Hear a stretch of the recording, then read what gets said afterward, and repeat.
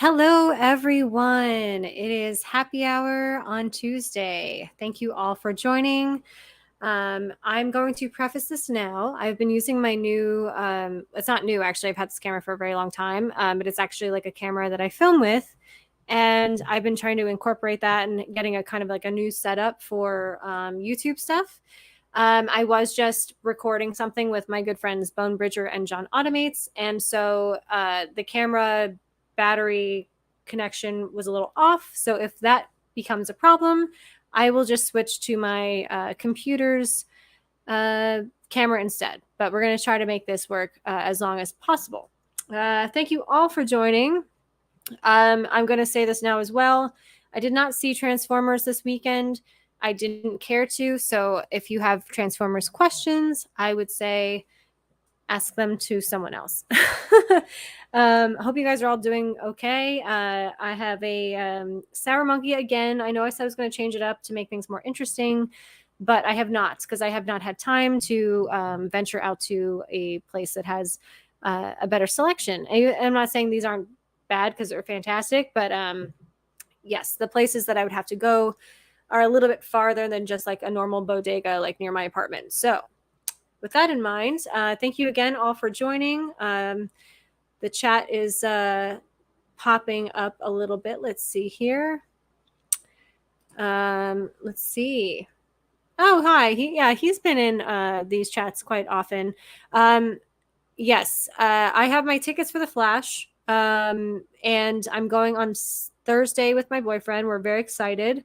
We're making it a big event. I'm really looking forward to seeing Michael Shannon as Zod. That is really, like, I know a lot of people say Michael Keaton as Batman again is their selling point. For me, it's Michael Shannon as Zod. Wow, these are a lot of questions. I saw Scream 6. I did not see Evil Dead Rise.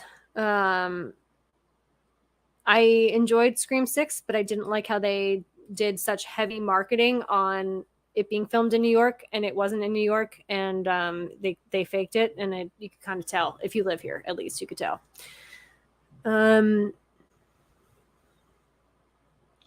I did not see Evil Dead Rise, so I apologize if I can't answer that properly.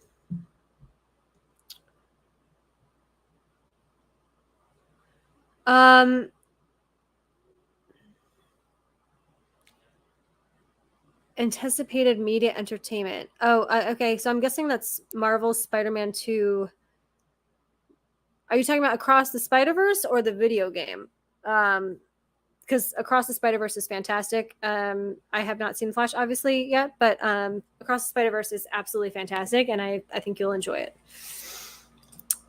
Hello, Lance. How are you doing? Just watching at home, watching some Friends episodes, and later going to watch Pirates of the Caribbean and probably just go with it and probably click. I mean, those are all solid choices. Yeah, I'm a big Adam Sandler fan, and I think Just Go With It kind of is a little underrated. So, yeah, that's a great choice. Just Go With It actually really cracks me up a lot. Click is a little bit more darker, a darker film for Adam Sandler, but it's still funny and fun. And if you're talking about Pirates of the Caribbean, I don't know if you're watching the entire series, but I know for sure the first one is my favorite. Nope, I do not pre-order things currently because I don't have the space. So I apologize. Okay, I'm actually glad you brought this up. So if I am going to purchase something that's in a trilogy or a, more than a trilogy, I guess a series, I would prefer to just wait until they all come out on like one crazy box set. Like I know, Quentin Tarantino would be a good example. So I know one day they're going to do the Quentin Tarantino like crazy box set because he said, this is his last film. I don't know if that's true. We'll see what happens if he gets the directing bug again after that. But I would much rather wait to get like the entire Quentin Tarantino collection in a really nice box set. So if even like John Wick, I know they did like a John Wick like 1, 2, and 3. I thought to myself, well, they're coming out with a 4th movie, so why would I get that and not just wait till they have all 4? and possibly now 5. I really don't want them to do a John Wick 5. I think we should let the man rest in peace. I think it was a perfect ending. I don't understand why they're doing a 5th one if they actually are. I know that's being talked about a lot. But yeah, so that's kind of like my viewpoint on box sets and physical media and things like that in series. I'd say something, but clearly all the questions have been asked. Thanks, Tyler. Thank you for showing up. Hey, Drew. Thanks for stopping by. Nice to see you. Hey, that's my boyfriend, Max. He's always very supportive in the chat. Hello, Spicy 4K Action. Thank you for hanging here with us today. I hope you're having an enjoyable libation. But, you know, people are all around the country and the coast, so maybe it is not happy hour yet, but it's definitely happy hour here on the East Coast. So, oh, whoops, I did not mean to do that. Yeah, I'm sorry. I didn't see it. I just don't care. I liked the first one, but I've been so disheartened by that franchise that I just don't care. I think the toys are cool. I think they could do really something imaginative with it, but it just seems like the same old thing over and over and over again. So I just personally would rather spend my money somewhere else. Tiana, how are you? It's so nice for you to stop by. Holland, very nice for you as well. Thank you guys for showing up. I know it's kind of like a weird time of day, but I know that I have a weird schedule than most people, and I always look to find people live streaming in that like 4 to 5 to 6 time frame, and so that's kind of also just what works for me with my schedule. So I kind of decided to just do it then at 4 o'clock. And also, everyone, if you are interested, I was going to say I am doing it. This is going to be the first time it's a 2-hour stream, but the second hour is going to be featuring someone, and today it's going to be a friend of mine that I do videos with often. His channel is John Automates. I'm going to try to put that in the description. I don't know if I can make that happen while I'm doing this. I should have planned ahead of time, but we kind of just decided on it. And then next week will be Bone Bridger. He has a great channel as well, and the 3 of us kind of do pre-recorded stuff, and then we do what we will with the content and put it out there. But they're really great guys, great channels. So that'll be from 5:15 to 6:15. So yeah. Also, I don't know if you guys, all of you have YouTube channels and potentially aren't monetized yet. They just lowered the threshold. So I don't know if I literally just found out about this. I'd love to hear your thoughts on this. You no longer need 4,000 watch hours. You only need 3,000 watch hours and 500 subscribers.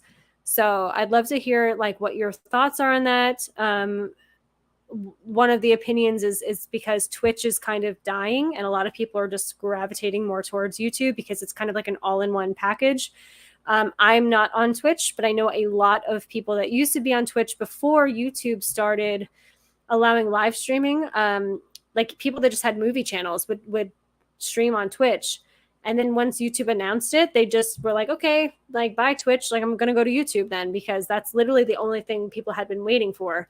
And that's why Twitch kind of was so popular to begin with.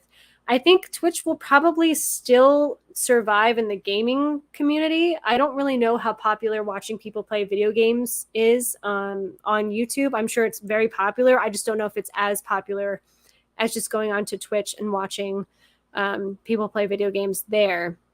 But I do think this is it's a good sign. I think YouTube is going to be the one platform that does not ever fade away. I think there will be trends that will come and go. There'll be new apps, there'll be new things, but YouTube and Google are so solid. And I think they are, they're not idiots when it comes to what the trends are. And I think that you will see YouTube withstand the test of time. Absolutely. So it's very interesting to see that they did that. I think it's a smart move. I don't think it's because they're desperate, because they don't necessarily like need you to make money. They just, I think, want to promote as many content creators as possible to come over to YouTube. And I think it's a very interesting time. So I'd love to hear you guys' thoughts on that. Yes, Tiana, I can't wait to see The Flash either. I left this comment on the screen during the entirely different topic that we were discussing, but I think it's still relevant to talk about.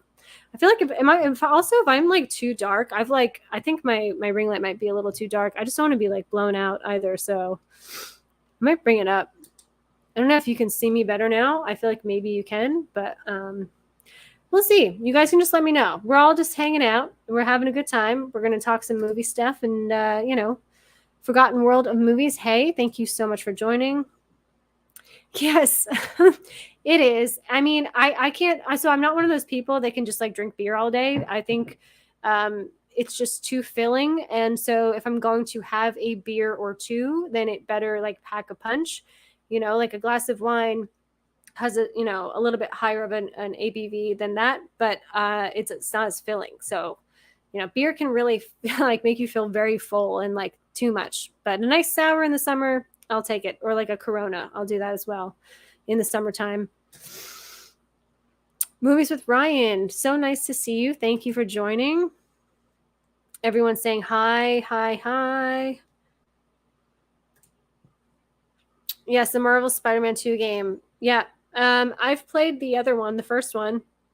Not a lot, but my boyfriend is very into that one, and it's a fun game. I'm just not a huge gamer because I find for myself personally it's too addicting. So I try to like limit my gaming time and when I choose to do it.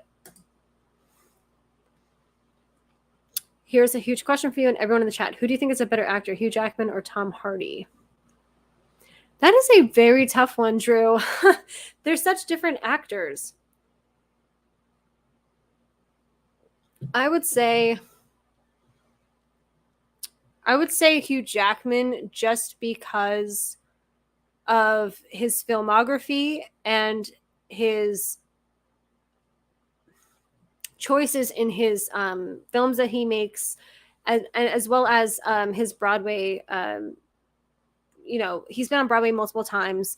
It takes an actor that really knows what they're doing to also be able to transition well to live theater, and I think that Hugh Jackman does that beautifully.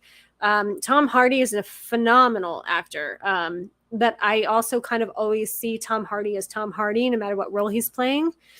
So whereas Hugh Jackman, I have that with him, but it fades a bit in certain roles, I would say. So but it's tough because I feel like both of them never really like disappeared to the point where you don't remember that you're watching a movie with Hugh Jackman or Tom Hardy. So it's a very good question. You can kind of debate that all day, I think. Cry at the end of Click. Yeah, it is a sad movie, but very good. With Michael Keaton returning as Batman, here's a Batman movie question. What's your biggest Batman movie hot take? That The Dark Knight is not as good of a film as people think, and it's really just relies heavily on Heath Ledger's performance and his improvisation in the script. I'm not a big David S. Goyer fan to begin with, and I think that Nolan's obviously a phenomenal director, and he could probably make a phenomenal movie out of a bad script regardless. But I really have had an issue with understanding how David S. Goyer gets hired so many times to continue these huge movies. He's never written a female that I feel like actually represents women at all. I think they're always boring and they're in the background. And, Rachel Dawes, even with both Maggie Gyllenhaal and Katie Holmes, that's who it is. It was like, who cares? Like, why does he even have a love interest in this movie? Like, they did not need to be there. And then when you get to the third film, I think it's the third film. Oh, no, I'm sorry. Yes. So the third film, we deal with Catwoman. That was better writing, but it wasn't like over the top amazing. And then to me, a lot of my issues too with him is the handling of Lois Lane in the Zack Snyder Justice League, all of that with Man of Steel and Batman versus Superman. And moving forward, I think Amy Adams is a phenomenal actress. I think that the dialogue was not Lois Lane. It made her a wilting flower, and Lois Lane is not a wilting flower at all. So I had really, I've just never understood why he had such a huge career. So that would be my hot take: is that The Dark Knight is not as good of a film as people think it is. I think it's a great film, but if you took Heath Ledger out of the movie, I don't know. like there's aspects of greatness in it. I just don't know if it would be as well renowned as people say it is. It is still in my top Batman movies for sure because of Heath Ledger and also, Two-Face, Aaron Eckhart. But yeah, there's still, it's not like those movies aren't problematic. I'll put it that way. No, that honestly, Tyler, you're spot on. Everyone's asking for that. I was just having a conversation today about that. And I'm again not a big Transformers fan, but I have been listening to people that are big Transformers fans, and their biggest question is like, why is it? Why can we do it without humans? And I think my buddy John Animates, who'll be on later, he was saying like I guess they've done it on an animated series without humans, and it works great, and amongst other things. So yeah, I would agree with that.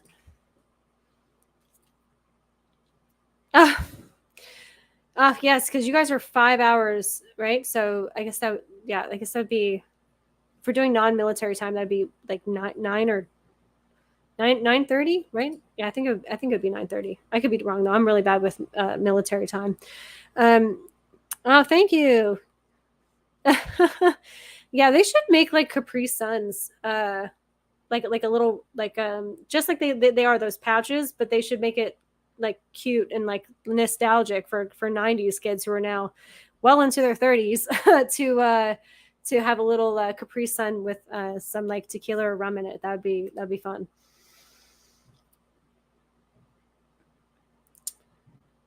Yeah,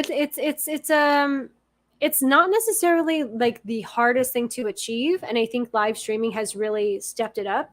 um there's so many factors, but I really think it is that transition because I do think people want to leave Twitch. So I think that's why they're trying to just make it a little bit easier for that to happen for people, more of an incentive to make the jump to YouTube. Thank you, Drew. He always does that every time. Uh, so supportive. My monetization requirements seem to be the same, but I hope that's true. Yeah, I don't know if it was just necessarily like an announcement today or if it actually went into fruition, Tyler, but I think it should be coming quite soon. So maybe it just needs to be implemented in a specific way, technically on YouTube's end. So, but yeah, that's apparently a big news ticker for YouTube today.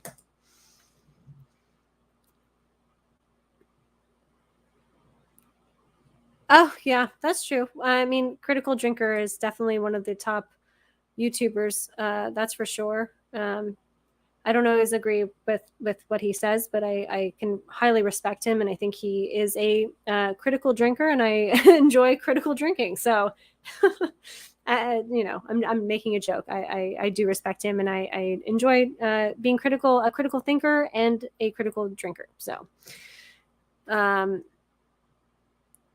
Drinker's very. He is. I honestly, I think he does a lot. Yeah, that's for sure. Um, I've seen him definitely just lend himself to be on really small channels, and that's really nice because at the end of the day, if you love what you're doing, not for the money, and you just want to connect with people about whatever subject matter it is, then it's great to have other people's perspectives. It's great to have just a conversation that makes you happy, and we live in an era now where I can be talking to three different people in one setting, and they're all from different countries around the world or different states in the United States. And it's honestly, the technology has been fascinating, and I think it really amplified during the pandemic. And I really think there was a lot of good that came out of that regarding the way we view technology now.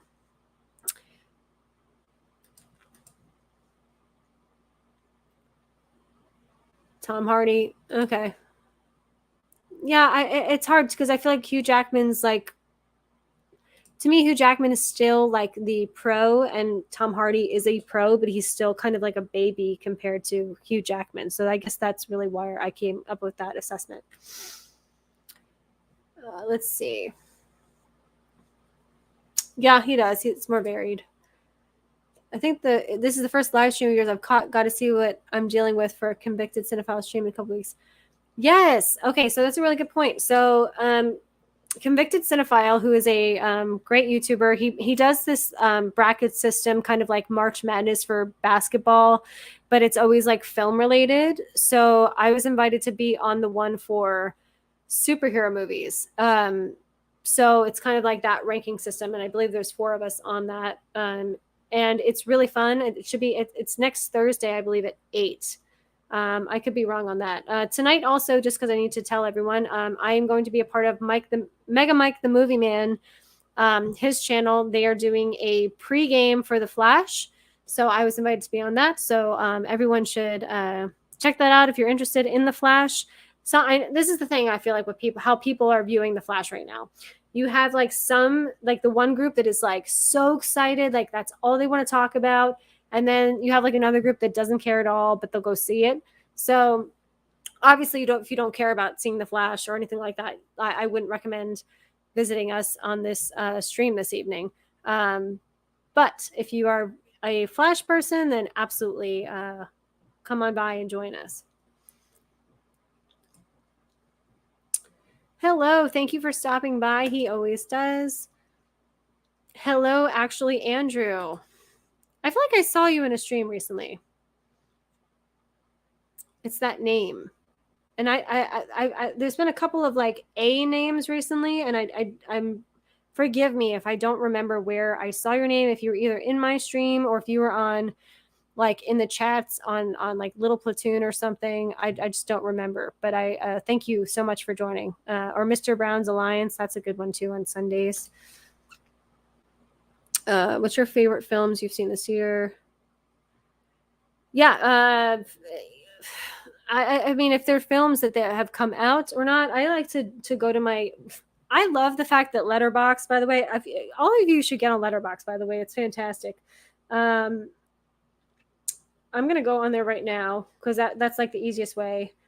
I find the only issue with Letterbox is it's hard to like search people and then start following them. Like I think you have to like follow someone that follows that person, unless it got easier. But I feel like that when I first started with Letterbox, it was really hard to make connections on there. So if you guys have any tips or tricks for that, I can literally just go to my what I watched. So yeah, if we're talking about movies that came out this year, it's an easy one, I would say. It would be the Mario film, Beau is Afraid. What else did I see in April? Oh, John Mulaney. I know. I don't necessarily always post the comedy shows that I watch, but you do have that option on Letterboxd, and I did see John Mulaney's Baby J special that just came out. Very good. I'm a big John Mulaney fan in general. Oh yeah, Guardians of the Galaxy, absolutely. I did watch Megan finally, and then Across the Spider-Verse. So any of those that I mentioned, I would say I thoroughly enjoyed. There were a couple that I did see that I liked, but I wouldn't consider them to be like the best films of the year. Yeah, I'm looking forward to just upcoming Oppenheimer, Barbie, Asteroid City, which is Wes Anderson's new film. There's a lot. I do want to see Elemental too. I just don't know if I'm going to be able to see it that weekend.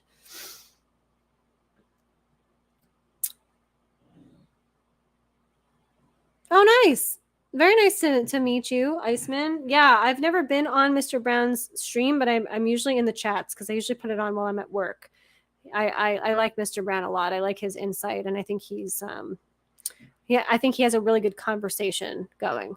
So thank you so much for joining.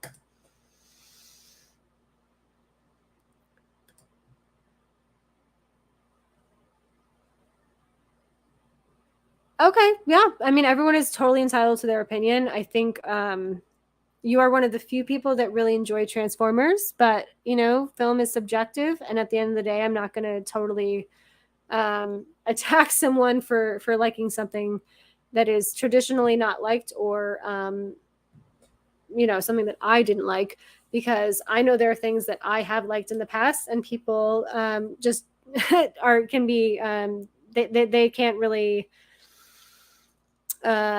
say anything that's respectful in that vein, I guess. I think it's I think everyone is totally entitled for your opinion, and sometimes like I will kind of be like a little bit overly positive about experiences or films, but it's not being like disingenuine. And yeah, I think it's okay for people to disagree on films, and I think that's what's important, and that's why it should be a safe space, and people can have different opinions. So, yeah, I was pleasantly surprised to see that myself. See, now it starts to get where I don't know what they're talking about. 9:30. Okay, cool. That's where we are. Bane is the worst villain in Batman, and Robin, Mr. Freeze, and Poison Ivy were all at least hilariously bad. Well, if you're that's Batman. It's not Forever. No, it is. It is. I think that's Batman Forever. I always confuse the third and fourth films of the Batman ones. The Joel Schumacher, and the whole George Clooney one too. So, yeah, I mean those are the third and fourth one are the campier ones of that franchise. Yeah, I think everyone is kind of on the same page with everyone wants robots instead of humans in the Transformers films. First live stream of yours I've seen. Oh, thank you for joining Magpie Movies. Yes, that's the bracket stream for Convicted Cinephile. I thought so. Okay. Now I know exactly who you are. I apologize. I was like, wait a second. It feels like I know this person so like much, and I couldn't figure it out. Well, thank you so much for joining. Yeah, it's and it's funny because I wasn't actually in the chat. I just kind of watched, but I think you've probably seen me on their thing before. Because I was actually kind of like too busy, thankfully, at work to be in the chat yesterday. So, but yeah, that's awesome. Thank you so much for showing up. Yes, I'm the same way. Letterboxd is great for that. It does definitely remind you of what you've seen. Through the Lens is fantastic. Definitely check out his channel. Oh, Peggy, thank you so much for stopping by. Yeah, that's really nice of you to say. Hey there, at work, so I'll be lurking. Cheers. Thank you so much for showing up. Out of the three main actors in Twilight, do you think have improved since Twilight series ended? So okay. I've only seen the first Twilight movie. I kind of find them to be very dumb, but that's not saying they're not fun for other people. So I would say, obviously Robert Pattinson is a phenomenal actor. Just because of how he was portrayed in that film doesn't mean he was bad in those movies or that he was a bad actor at that time. There are a lot of factors that go on. However, actors tend to continually get better as they get older, as getting more life experiences, more to draw from, more put in their acting toolbox in their brain, their psyche when it comes to acting. So I would say Robert Pattinson, I'm not thinking really necessarily he improved the most, but like he's just continued to put out even better work every time. And I really love him as the Batman. I love him in a lot of his indie stuff. And honestly, I think he was the only part of Tenet I really liked because I couldn't understand anything anyone was saying in that movie, like a lot of people. The guy that played the werewolf in those movies, I think, has Taylor Lautner. Is that it, or is that a girl from the same era? I feel like Taylor Lautner, I think, is the same the werewolf guy. So I would say they did not improve because they're not really doing anything that I'm aware of.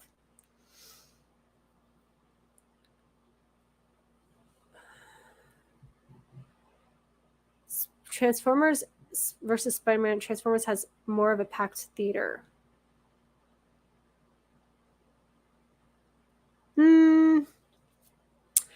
You're always going to get that, I think, on like an opening weekend. So like Spider-Man Across the Spider-Verse was clearly the superior film, but that did come out last weekend.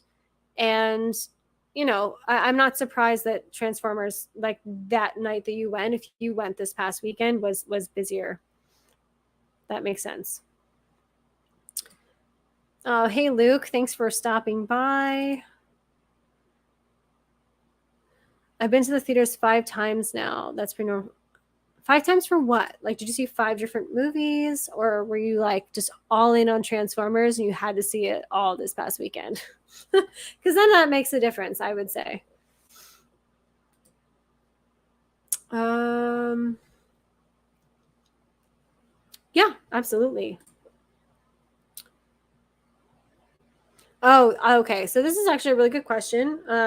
He probably asked this because we were talking about this earlier. So, it is becoming a well known fact that if you stream the film The French Connection, there is a scene that was taken out, and this was not. This is still kind of like an ongoing thing. People don't really know if it was the director's choice because it seems very hard to believe. Disney currently owns the rights of the distribution of this film, and they are the ones that have sent the Criterion Collection their copy to stream. I believe Criterion has their own app or channel of some kind, and they've been showing this censored version of The French Connection for a very long time. I actually watched The French Connection for the first time within the past 3 years, and it was on a disc. It was through my Netflix queue, so it was not a censored version of The French Connection. I know exactly what the scene is that is censored.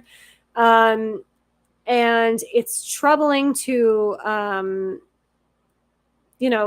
people that really are concerned about preserving film, especially when Criterion is known for that.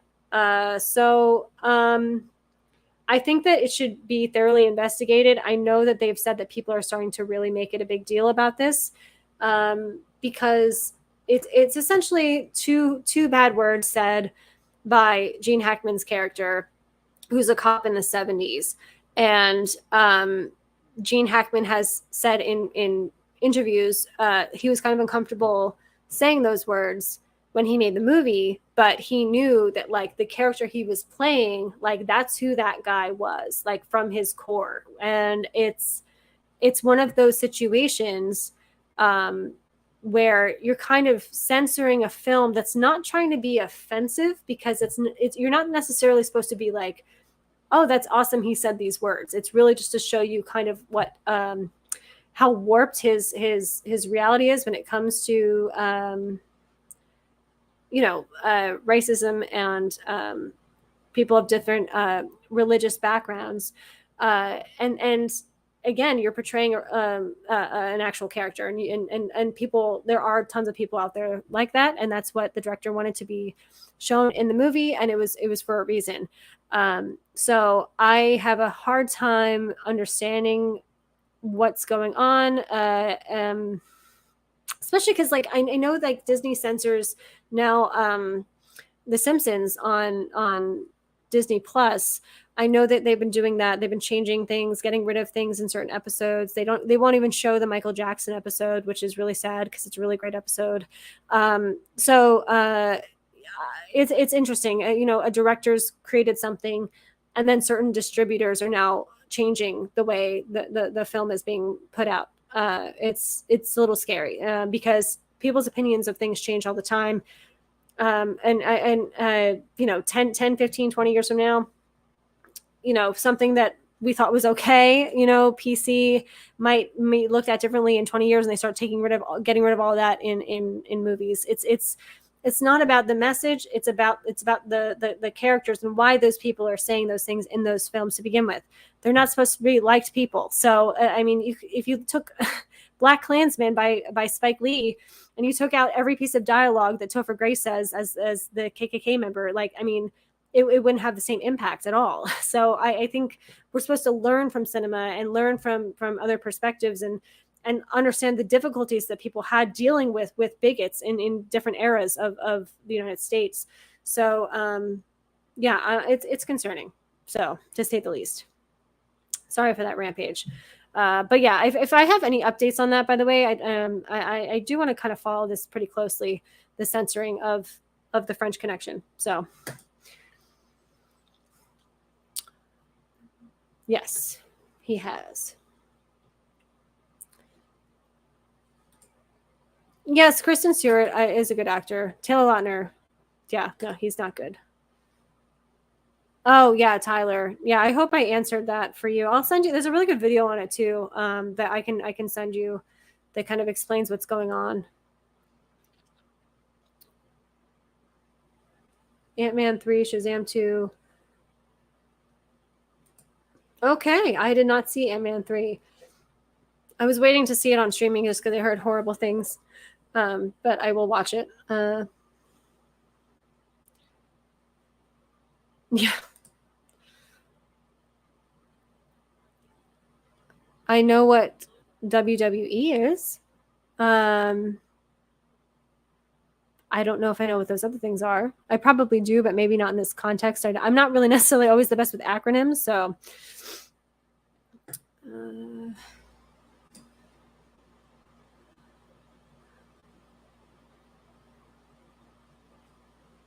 so that's totally different, Melvin, because at least with Midnight Run or My Cousin Vinny, the original films still exist and are still accessible. So in this case, um, it's kind of saying like the film that happened before this censorship like doesn't exist anymore and you don't have access to it. Like, yeah, you could buy a Blu-ray, which is, I'm happy you still can, but if we are moving more and more and more to just streaming, even though I do think physical media is becoming, it's having a huge boom right now, so that might delay the full-on streaming mentality that we might get in like 50 years or less. But yeah, so it's essentially like we've all seen director's cuts, right? We've all seen, Blade Runner's had a billion, and those were the director's choices to do that and keep re-releasing a movie that he felt wasn't finished. He wanted to tweak certain things, but you always could go back to that original film that came out theatrically. Where in this case, if you're just relying on streaming, the only option for you to watch this film is with that one scene completely taken out, and you wouldn't have any frame of reference unless you've actually seen the film on a disc. Hey, Grant, thanks for stopping by.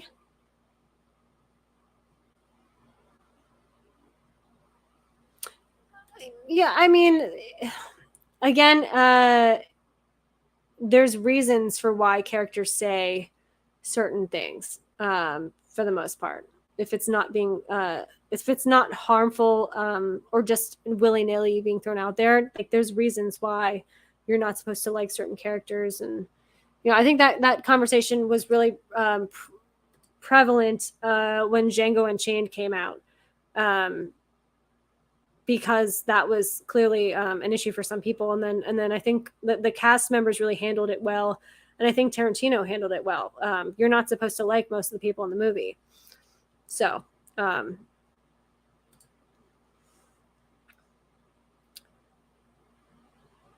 oh, very good. Good for you. Um, I don't know. We watched The Simpsons on it. I'm trying to. I didn't really grow up watching The Simpsons. It's Max's favorite show, so I've been actually watching it from the beginning since we started dating. And I think we're now on like season 20 or something like that, maybe season 18. Um, yeah, I mean, there's like still some good things. At least you get the opportunity to like like maybe for a video or something to like rewatch anything Marvel that you'd like, even if they're reference points, you could easily do. There's some really good documentaries on there actually. One actually, Tyler, I think you might really like. I think it's about the animators during the Disney Renaissance. It's called Waking Sleeping Beauty. I highly recommend it.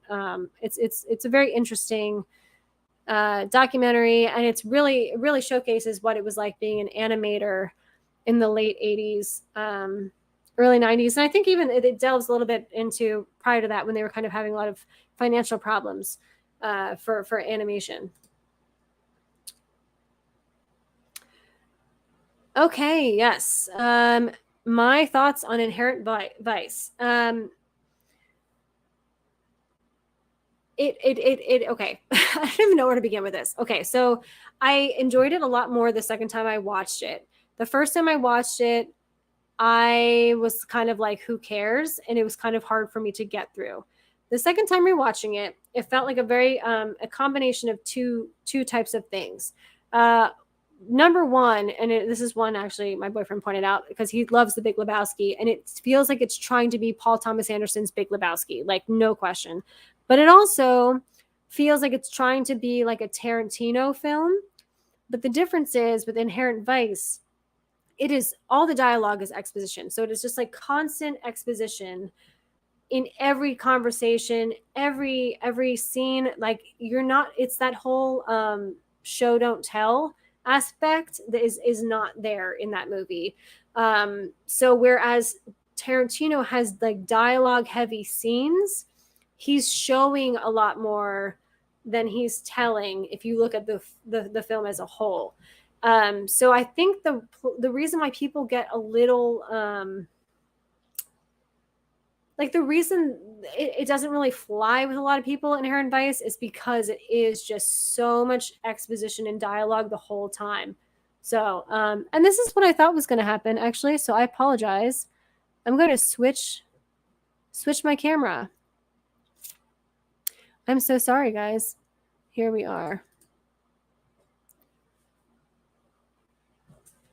I'm still here, I promise.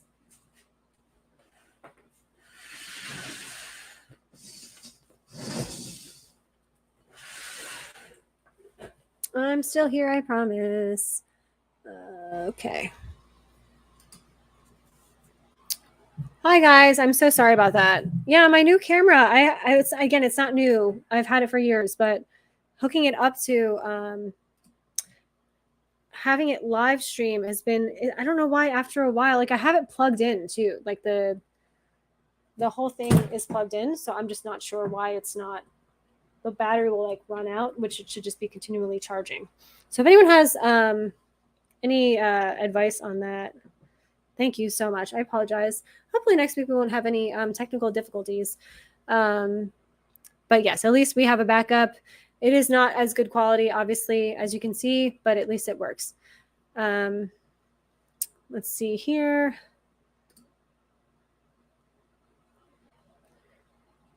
I mean, I think there's just been a boom in collectors. So yeah, they have been censoring a lot of stuff. Because this is the thing, if you want to show first of all, you can have parental guidance for like parental settings on these streaming platforms so that like your kids like wouldn't even run into certain movies that you think wouldn't be appropriate. So if you're going to censor these things and you feel that concerned that like children are going to be watching things that you don't approve of, like just have a different streaming service then, like do like another download of like Disney for, Disney Plus that's not for babies, or like have a completely separate app that's just for babies. You know what I mean? Because I really don't understand why they're being so cautious with this stuff.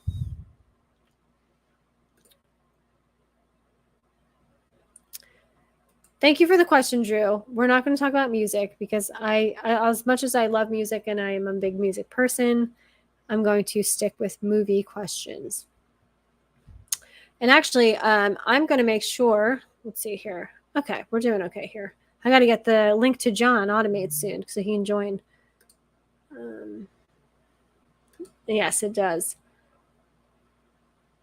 Okay, yeah, exactly. So that's what we were talking about. We were talking about Inherent Vice before my whole camera decided to quit.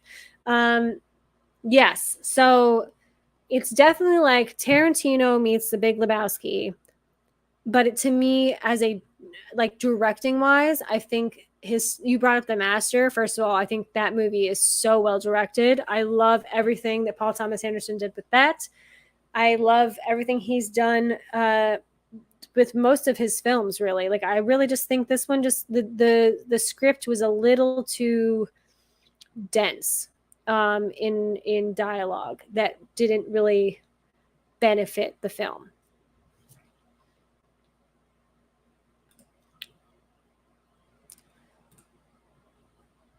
Hey KB, thanks for stopping by. He has a fantastic channel and he does a series called The Conversation where he has really interesting conversations with YouTubers and fellow movie lovers. And yeah, he asks the 5 takes is his thing, and he'll ask these 5 questions that are always great, and you always get great responses from?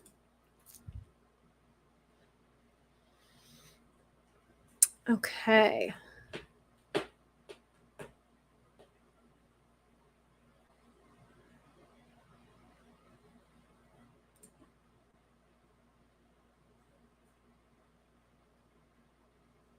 Well, I have not heard of that movie. I think, well, maybe I have, but I definitely didn't see it. Good to know. I love movie recommendations. Cool. Now that Renfield is on Peacock, I'll definitely watch. Because I did not see it in theaters. Oh my goodness, my cat is like knows it's showtime. Yep. What are you doing? We're trying to answer some questions, then we're gonna get our guest on. You want to take over the mic for a bit? Yeah. You want to answer these?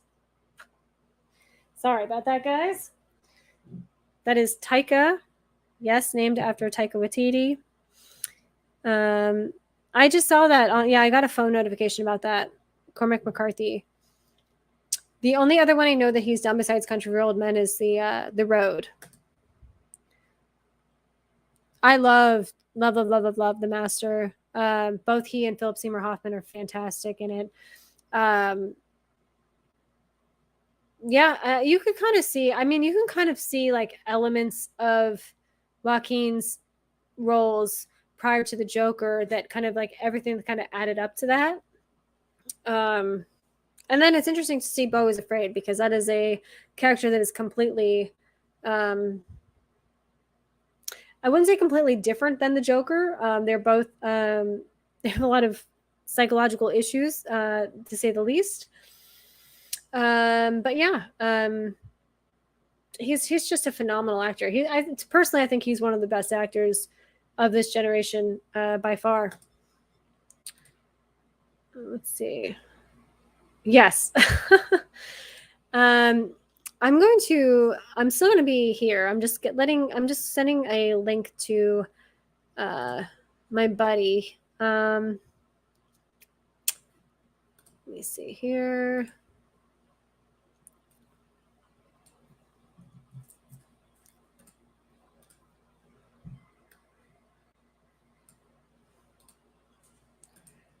Okay.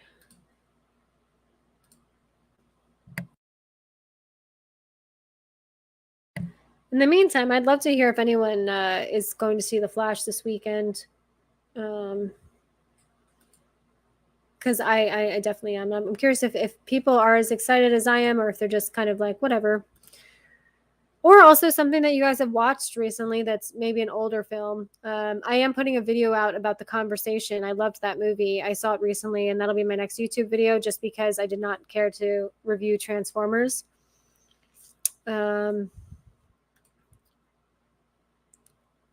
So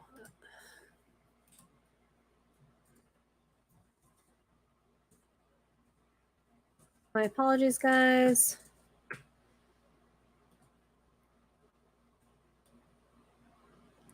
Just getting my guest in.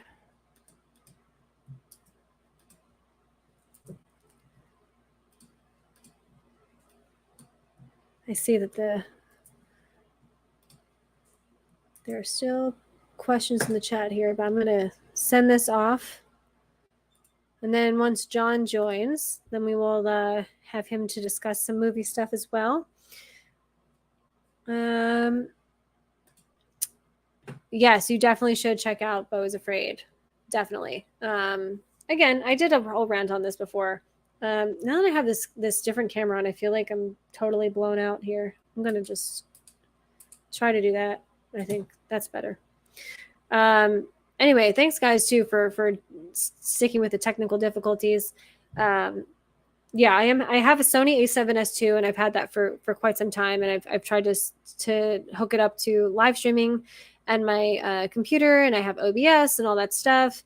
But for some reason, even though I have it connected to a power source that's not my computer, as well as connecting directly, it after a certain point, it says, the battery's dead, which to me, I'm still plugged in directly. That doesn't really make sense.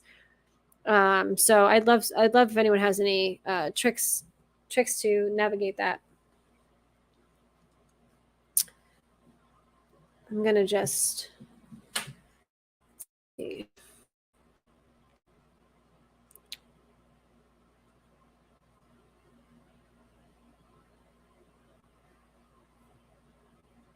I don't know that one. So thank you for bringing that to my attention. Yes. Oh, same. I'm so excited. I can't wait to hear what you think, KB. July 4th. It depends on what day of the week that is. I might be working, but if not, then I will be seeing the fireworks across the East River because I did that last year. It was really nice. Maybe I'll take a ferry this time. They have ferries that are like really cheap, and people use them as commuter ferries. And you can take it during the 4th of July, and you can just go up and down the river as the fireworks go above you. So that sounds pretty cool to me. Favorite vampire movie? I'm going to start just like I did last time, Luke. I'm going to star your questions and then come back to them because those are always tough. Yes. Oh, Holland Oates. It's a Paul Thomas Anderson movie with Joaquin Phoenix, and it came out before Phantom Thread and before Licorice Pizza. So I think it was the in between There Will Be Blood and Phantom Thread. There might be a movie I'm missing in between there, but I'm pretty sure that's the order it's in. I've seen every Paul Thomas Anderson movie except for Hard Eight, which was his like first movie, and I can't find it anywhere. So that's another question. If you guys know how to find Paul Thomas Anderson's Hard Eight on streaming, I would love to hear that. Or even, I mean, I guess I could buy one. I have not really looked into that particularly just because I haven't heard it's like the most amazing thing ever. So I don't know if I really want to own it, but you know. Oh, Hard Copy Blues. Speaking of Paul Thomas Anderson, Hard Copy Blues, Vin and I have been trying to do a Paul Thomas Anderson video, and we're going to at some point. I told him I watched Inherent Vice, and I did, and I was just talking all about it, my thoughts on it. So at this point, you know, I would rather I have to like probably rewatch. I don't have to rewatch them, but I think I would prefer to rewatch like one or two more movies before we do that. But I'm getting there. You did. You did. I'll just tell you this real quick. My opinion is it's The Big Lebowski meets a Quentin Tarantino film, but it's too dialogue heavy and it's too exposition heavy, and that's why it loses people. And I did enjoy it more on a second watch, but that's my opinion of the film. It's the whole show not tell thing. It's all tell no show. So that's my opinion of that movie. Not a bad way necessarily. I mean, it wasn't necessarily the worst thing I've ever seen. It wasn't bad. It just wasn't. For me, Paul Thomas Anderson films are very high up there for me, and there were glimpses of brilliance for sure. But it was not my favorite, even on a second watch. Even though I did enjoy it more.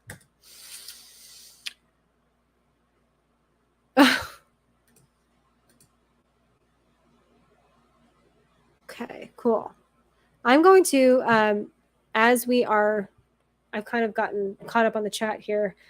I'm going to get my friend up. I really wish I could do polls. That would be really great. I think you can only do that when you're monetized.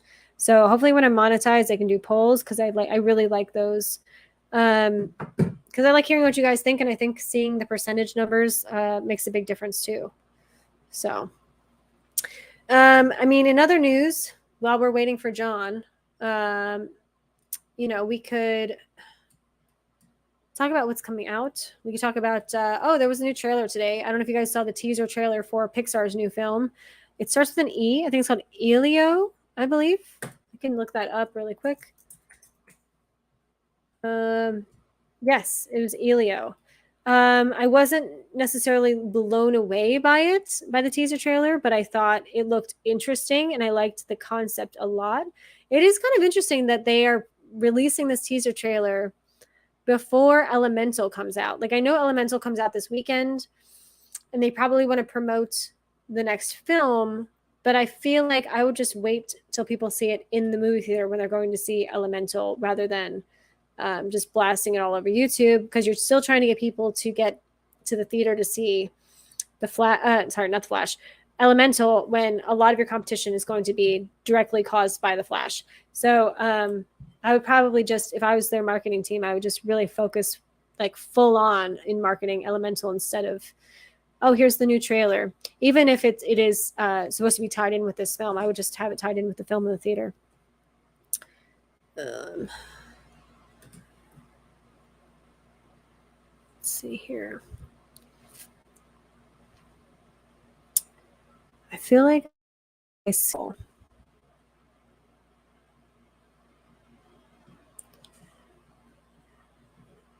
Here we are. Yeah, it's been, it's kind of a busy, it's been a busy 2 months, I feel like. So I don't blame you, Laren. I'm sure, crazy days happen. Tuesdays, I kind of feel like are more likely to be crazier than like a Monday. Monday, you're kind of just getting back to the swing of things. And then Tuesdays, when everything piles on, or like anything you procrastinated with that you had planned on Monday, and you're like, oh, I'll just do it tomorrow. Everything kind of just rests on Tuesday. And, I can understand that.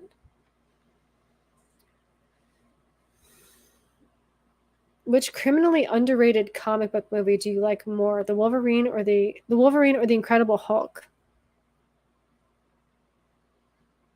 The Wolverine, I think. Yeah. As far as the films go, yeah, the Wolverine. That's really not a question. I mean, it is a question. I'm just saying. To me, it's not really a debate. I know a lot of people do really like the Incredible Hulk, and I don't think it's a bad film. I do believe it is underrated, and I agree with you absolutely, Drew. But for me, it would be the Wolverine. So let's see here.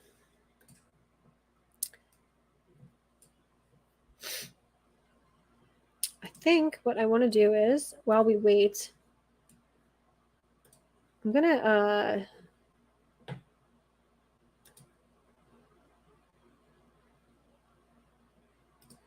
share my screen.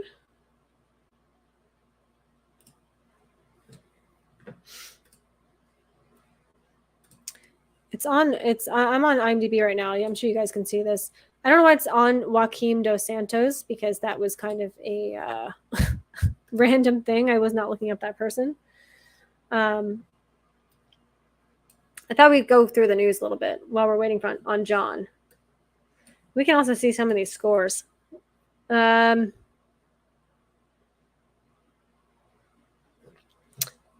out of these, Lego Batman movie, I hope everyone's seen that, because that movie's fantastic. Okay, I kind of wanted to get into news articles here. Unless anyone has a pressing news issue they'd like to discuss. So I'll just put streaming. I was on it. They keep. I had this issue last week too. They keep changing IMDb. Oh, the box office. Okay, so Transformers 61 million. This is probably just for. I don't. Oh my god. Again, technical difficulties today, I'll tell you that. So, Laren, I understand. I'm having a crazy day too with tech problems. Spider-Man Across the Spider-Verse is still going strong. Little Mermaid is probably not going to make its money. Maybe, I mean, they'll break even, I guess. Definitely a disappointment for that box office for sure. Regardless if you liked it or you didn't, that is not what they planned on, because their budget was so big. We have to really understand too. I think companies need to start budgeting their films in a way that it's not pre-pandemic thinking, because I think that's what a lot of studios are doing, and you can't just do that anymore. Like, you can't just come up with outrageous budgets when you know that you're not getting the same amount of people returning to the theater as often as they used to. I know that, box office numbers were kind of falling off to begin with. So even before the pandemic. So these outrageous budgets, I don't even know how they're approved. Oh, let's see here. Oh no, that's just my shared screen. I'm just gonna check. Oh, here we are.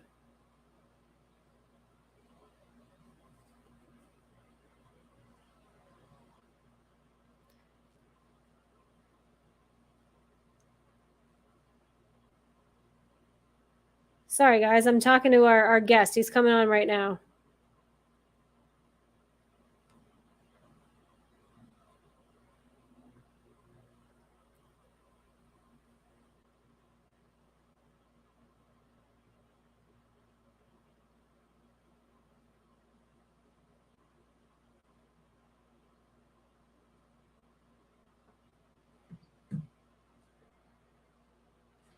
Okay. So I'm going to get out of sharing my screen. I think IMDb could renovate their website. Every time I've been on the past 2 weeks, I keep having issues with the news and everything like that. Just a couple more things. I just want to, Cody, thank you so much for showing up. Dude who loves movies. He has a really fun channel. Highly recommend it. And I'm going to bring on my buddy, John Automates. I'm so happy to have him on. Hello. Hi. How's it going? Good. Thank you so much for joining me. I Yeah, was of trying to course. like go into IMDb and like kind of look through like certain news topics, but they keep changing their format recently, and so I haven't been the most successful navigating it. But I still consider it to be like the movie Bible. But I do. I don't know. Amazon is a weird place because they yeah, keep I don't know. They everything they want to do with IMDb. It's like we want it to be like the premier movie site, like the Wikipedia of movies, but at the same time, it's like I don't know. They got a weird level of control over that site. That's like yeah. not great. I don't know. I don't know. Well, I wanted to, everyone in the chat, I wanted to just tell a little bit. I want John to tell a little bit about himself to you guys, and you guys should all check out his channel. He is really insightful, especially when it comes to movie marketing, and he has a background in that, and he always has a really interesting perspective on films and trailers and everything like that. I'm going to give you the mic. I will be right back, John. So take it away. Yeah, sure. Well, hello, everybody. I usually don't do this kind of thing by myself, but I'll kind of fill in here. I'm John Automates. If you haven't seen my channel, feel free to see my channel, check it out. Like Nerdy Film Girls said, I do a lot of different things with marketing when it comes to movies because that's where my expertise lies. I've worked on marketing for small movies before as well as commercials. And it's kind of good just to see where things are going. A lot of times we look at things from a perspective of is this even the right move for a company or producing or like one of the producers to make or even from like a writing team, and sometimes it works well, sometimes it doesn't, and then they try to push it out and it creates all this kind of chaos. So it's kind of good to see where things happen and where things lie when it comes to that. And suddenly all of a sudden, I don't know, it's you know, one of the things that's like a big thing to think about when it comes to marketing right now is the writer strike and like how that's affecting certain things. So now we're hearing about everything being delayed. We're hearing about all sorts of things happening when it comes to like, oh, is this actually going to be written by actual writers or is it going to be written by other people? Or like, will certain things continue? Will it not continue? It's interesting to see. I don't think we're in for a good thing like the last writer strike. Like the last writer strike, it ended up working out and we ended up getting some good TV and movies from it. But this one, with Chat GPT and other technologies coming in and with people not knowing what they want to do for movies, and it's going to be all over the place. I Oh, she's I'm back. Hey, Native Film Girl. yes. Yes, I'm actually going to talk to you like this because now it'll make sense. It'll look Sure. like I'm actually looking at you and not at the wall. I'm Oh, so glad you brought up the writer's strike because it is seriously causing multiple delays on so many projects. It's such a complicated issue, and my cat's eating my flowers. I apologize. I saw you have a dog, by the way. I do have a dog. Yes, he Yes, I doesn't. saw. That was He so. does nothing. Is it a she or a he? It's a he, Australian Shepherd, and he is a very, very good boy. Like I Oh, appreciate. Like I hope this dog lives as long as he possibly can because he is very good. Doesn't mess up anything. Doesn't like, But then again, he does not do any of that stuff because he's scared all the time. But for the most part, Oh, he's good. He's that's good. so cute. Yeah, we were filming for anyone in the chat. We film a lot with Bone Bridger, and earlier when we were talking, I saw the cutie pie just walk behind, and the Yeah. pets are always kind of aware that we're filming or something. They want to be in the shot. Agreed. Agreed. Now he's a good dog. I appreciate that dog a lot. Yeah. Um, So yes, and back to the writer strike. So yeah, it is really complicated. We have not only the lack of residuals, but also all the new technology with Chat GPT. If anyone in the chat has opinions too, we'd love to hear those as well to bounce off of. oh Um, yeah, let's check the chat. Shoot. yeah, let's see here. Okay, I never Yeah, the saw it actually. I'm sure you have, John. Dread. Oh, Yeah, Dread's fantastic. yeah, Absolutely fantastic. cool. It didn't get the kind of love that it needed to get. And I think a lot of time, I think because when the first time I saw Dread, I saw it on Netflix, and I think that might be how a lot of people first saw Dread. And Carl Urban, it's he just does a really good job, and I don't he never takes his helmet off, and he's really into the character. But it's a cult. It would be considered a cult classic because it didn't really do well. It Mm, kind of got that popularity later on over time to the point where a lot of people were asking for a sequel. I don't think that's ever going to happen, but that was a much better movie than a lot of people give credit for, or a lot of critics give credit for. hmm. I'll have to check it out then. I love hearing about those things because so many things fly under the radar just if they don't have like a big impact on like an opening weekend or something like that. So, Yeah. um, let's see here. Oh yes, that's my boyfriend. He's very excited that Oh, you're joining. hello. Well, yes, yes. Well, you've joined on ours, so I always want to kind of give back and join on other people's as well. So of course. Yes, and he's become a huge fan of your channel as well as Bone Bridger, and he loves your dynamic. So everyone should check out again both John Automates and Bone Bridger's channel. They collaborate all the time, so they have greatly interesting conversations. This is a double feature podcast. This is Mika. She's fantastic. She is really knowledgeable about film. She has a great channel as well. They've been kind of doing a lot of. They've been on streams before. Really insightful, and she's very supportive. So it's nice for her to be here. We've got a few people that are. Oh, we have Slip de Oh, Garçon just subbed thank to you. you, Appreciate John. it. Yeah, and it's spelled Jon, Slip de Garçon, but we'll let that slide. Ah, yeah, I'm good for it. I'm good for either. All Johns have this problem. Yes. It can be spelled like 20 different ways, but yes. Yeah. I think the chat AI will be a non-starter fad like virtual reality was. I've heard that. I've heard people say that before. That's such a weird. So like virtual reality and 3D. Remember 3D TVs when that was like the rad thing and everybody wanted to get a 3D TV and it Yes. stayed for a little bit and then it just kind of boom, it was gone. And it was the same thing with like video games. The Nintendo DS, they had the 3DS because we all thought that's where gaming was going. And like as quickly as it arrived, it was as quickly as it was gone. It was such a weird thing. But what happens is like we'll get this weird like fad, something will pop up, and then all companies just decide to focus on it. And suddenly it's like, this is all we're gonna do. We're gonna push this out, push this out. And if it doesn't take, that's like so much money. I went to somebody's house like a couple months ago. They had a 3D TV, and it Wow. was it was terrible. like he turned on the features for like the 3D and everything like that. And he's like, it's terrible. Like nobody uses it, and then two, he had a select number of movies that were like good for that TV, but other than that, like no one, it's not a thing. And so it's very interesting. I agree with that though. That can be a non-starter Yeah. for a lot of things, and I think the only thing though is chat AI. Chat AI is kind of like it's going to be used heavily in business.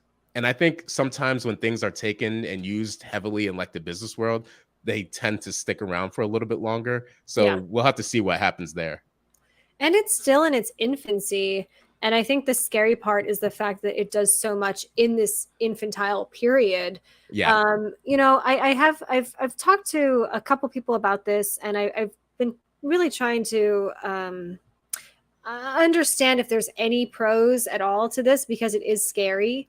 Hmm. And I think that it really can be a time saver when it comes to certain things. I Okay, don't think that you can ever erase the mind or the emotional impact that comes from writing from a human being, I right? agree. They Yeah. can mimic it, they can make it look really convincing, and I'll give it that. And it's very scary to see that. But if it's coming to a point where it's like, oh, we're gonna have something briefly outlined, Hmm.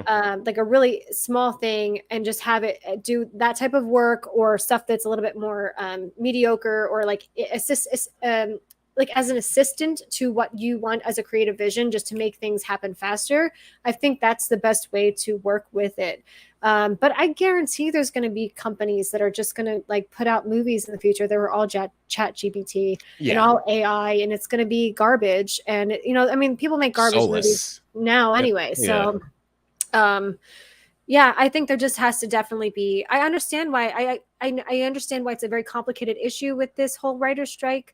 But at the end of the day, I do understand why they are very concerned about Chat GPT and Hmm. AI with all of that stuff because we're just at the very beginning We are. stage of this. We are. Yeah.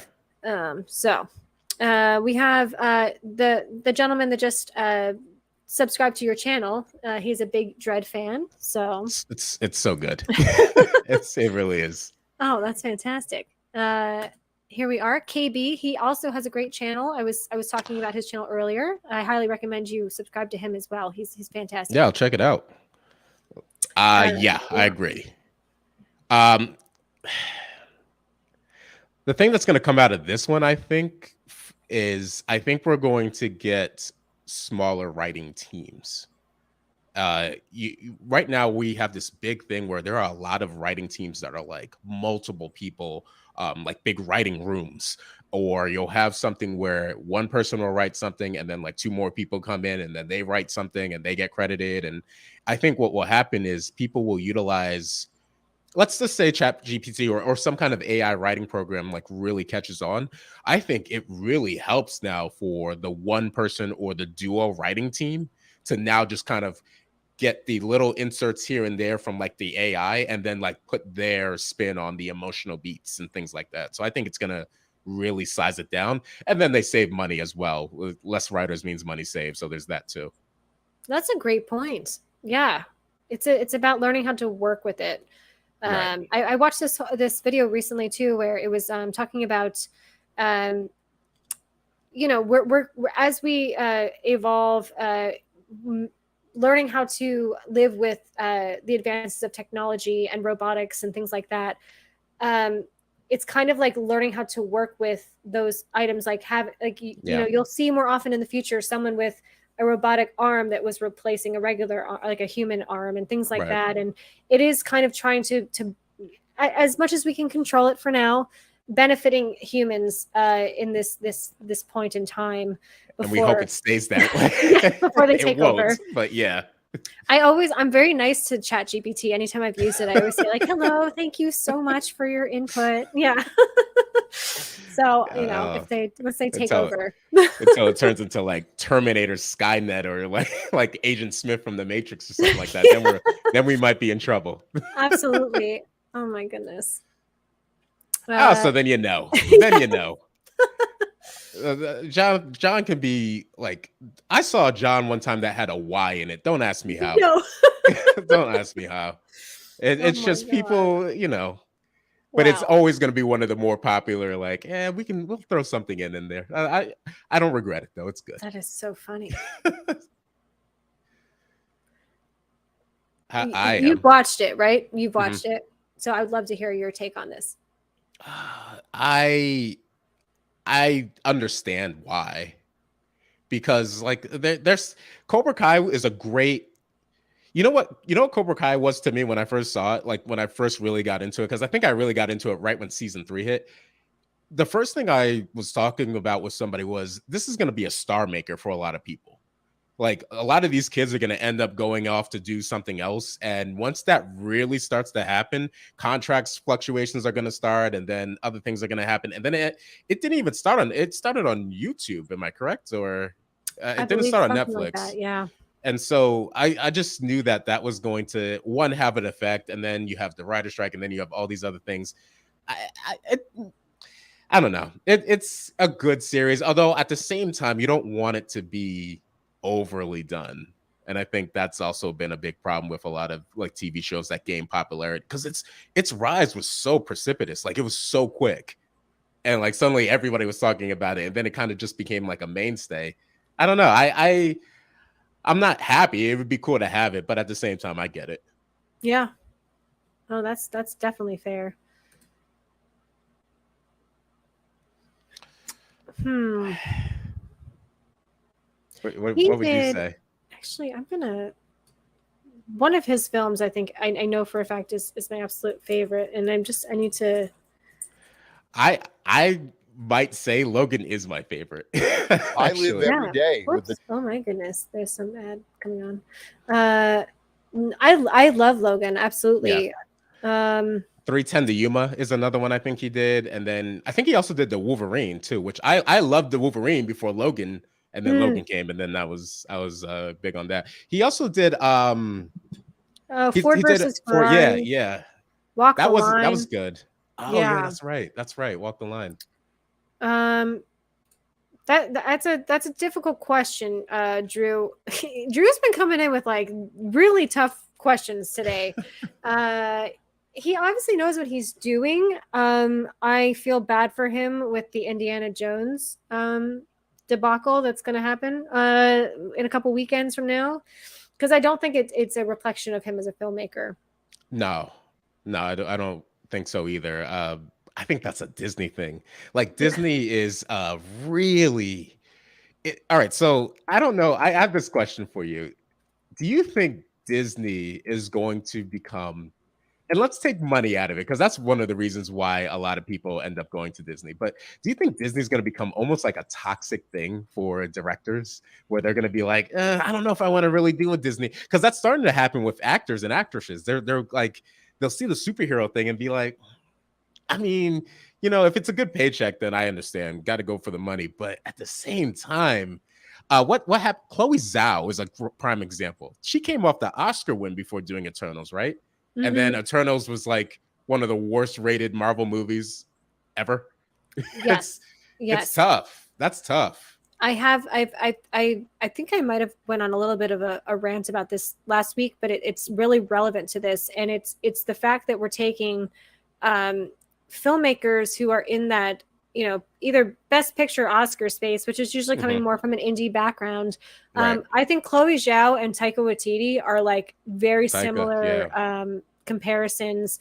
I think initially they were probably both really excited about this opportunity. Right. Who would Right. say no to that? But working with a huge corporation like that, the filmmaking style is so different. And I know, like, in my opinion, Taika Waititi took a little bit of a temper tantrum and kind of was just like, I'm going to hand this in because, like, I can't stand working for these people anymore. I'm not saying that's the best route. I think, it is, you have to, just because you're working for these people and you're getting a paycheck, you're not prepared to make these films if you haven't done at least one or a smaller version of these types of films prior to Agreed. making them. So, and it's a shame because I really think Nomadland was a really phenomenal movie. I Yeah. do know that Frances McDormand had a lot to do with that. But I will say Taika Waititi, I think, is incredibly talented in everything else he's ever made. So to see the disaster that Thor: Love and Thunder was, really to me was him just saying Tough. "f you" to Marvel. So I'm starting to feel that way as well. Like when you really think about it, he suffered, and he shouldn't have had to suffer yeah. for that. Like a lot of people were like directly blaming him, and then the Chris Hemsworth stuff came out where he's like, yeah, I don't really like how Thor was written, and people were kind of throwing that on him. But then you realize, like, oh no, the guy's got talent. Mm-hmm. Like this the same thing with Chloe Zhao. It's like all of a sudden people are like, oh, Chloe Zhao wasn't the right choice. Who would have been? Because Mm-hmm. Eternals was visually stunning to me. But all of a sudden now they put her, they did. They put her under all of these different, like, you have to follow this level of thing, because we've heard about it, right? We've heard about Disney people going and having scripts, and then Yep. like Disney's like, nah, can't do this, can't do that.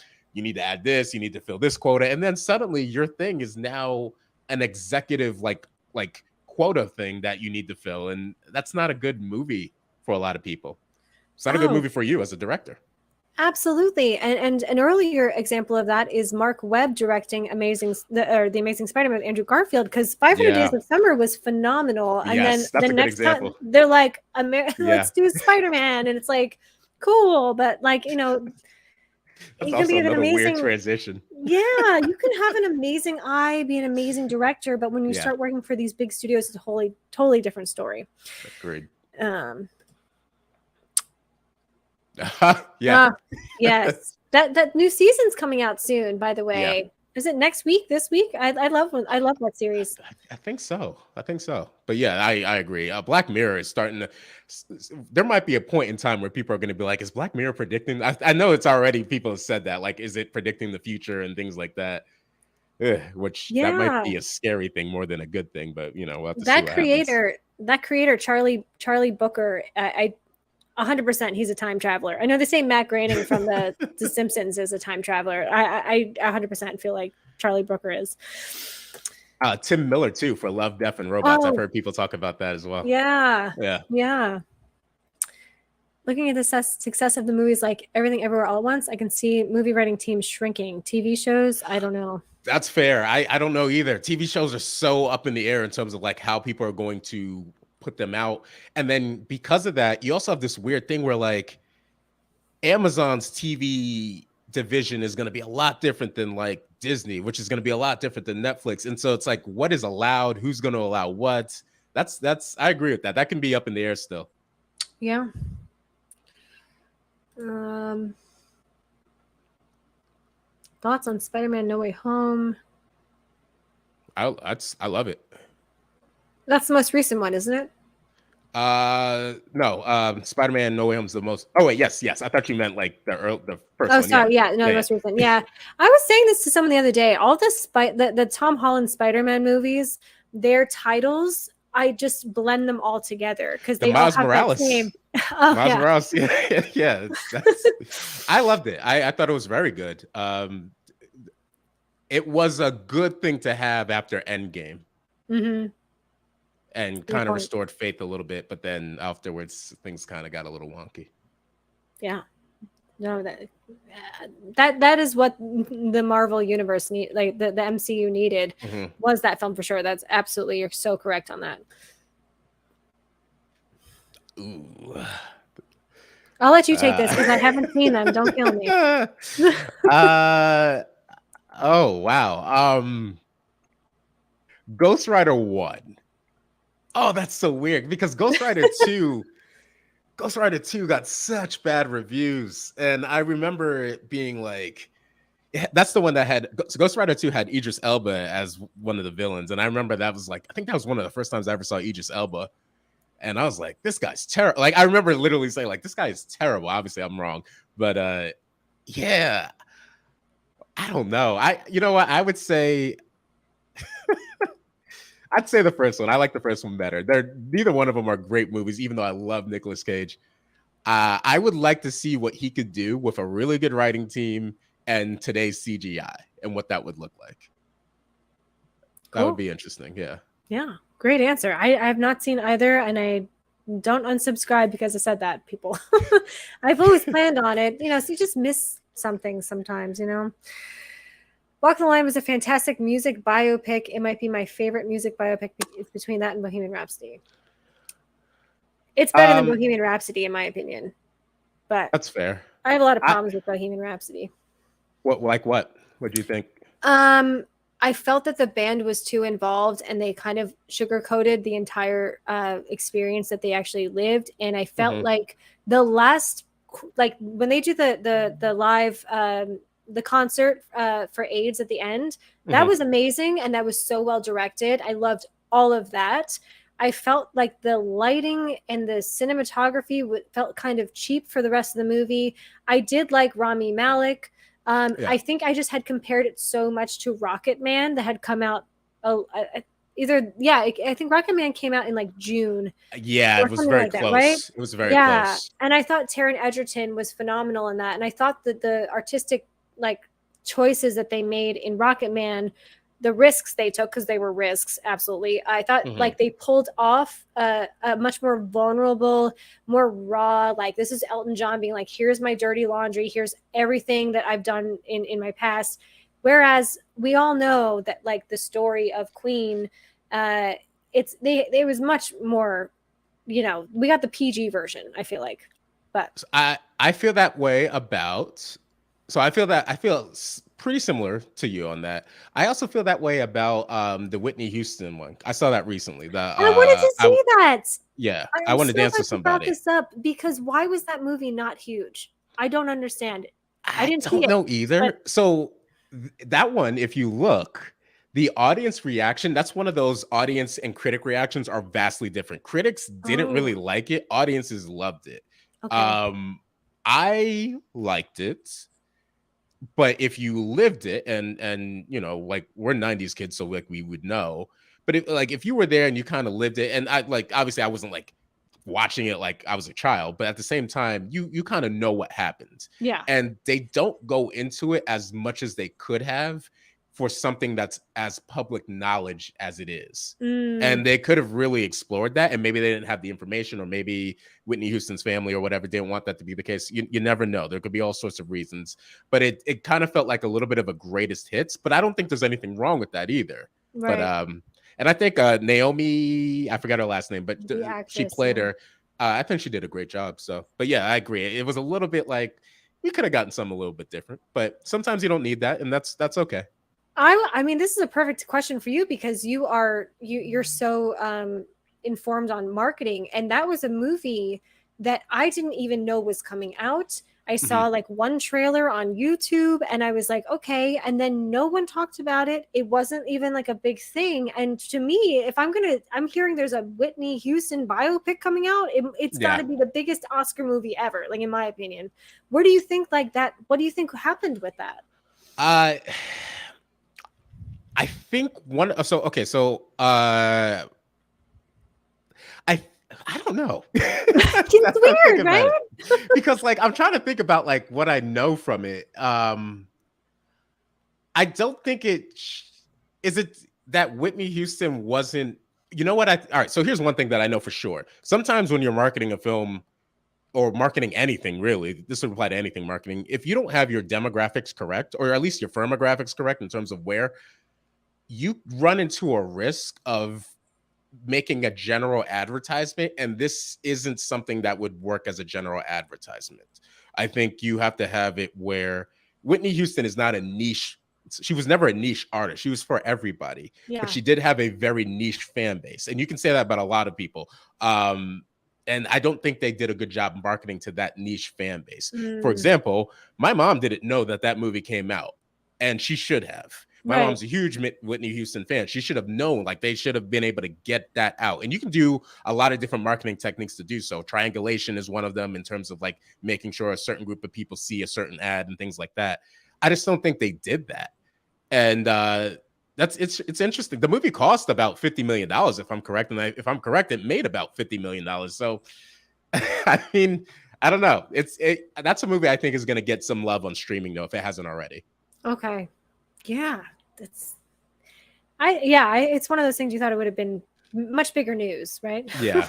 I mean, and maybe they just didn't spend that much, That Yeah. that could also be a thing as well. Yeah. Um The Amazing Spider-Man 2 with Andrew Garfield. Um I don't think that's a minority I don't think anymore. it is Like either. I Yeah. think I think a lot of people love Andrew Garfield, myself included. I'm a Toby fan. I always will be. But there's a lot of people I've seen, and I get it. Twitter's not the world. I don't want to make it seem like it is, but I've seen a lot of people arguing on Twitter about like in defense of Andrew Garfield because I thought he was a great Spider-Man. A lot of people like to say, "Oh, well, he was 30 when he made it." so what? Like that doesn't mean much. Wasn't Tommy I Maguire the same age, right? Basically, and Yeah. that was also back during the time where like we had a lot of 30-year-olds playing high school students. That was not. I Yeah. know today we have actual high school students or like just above college students playing.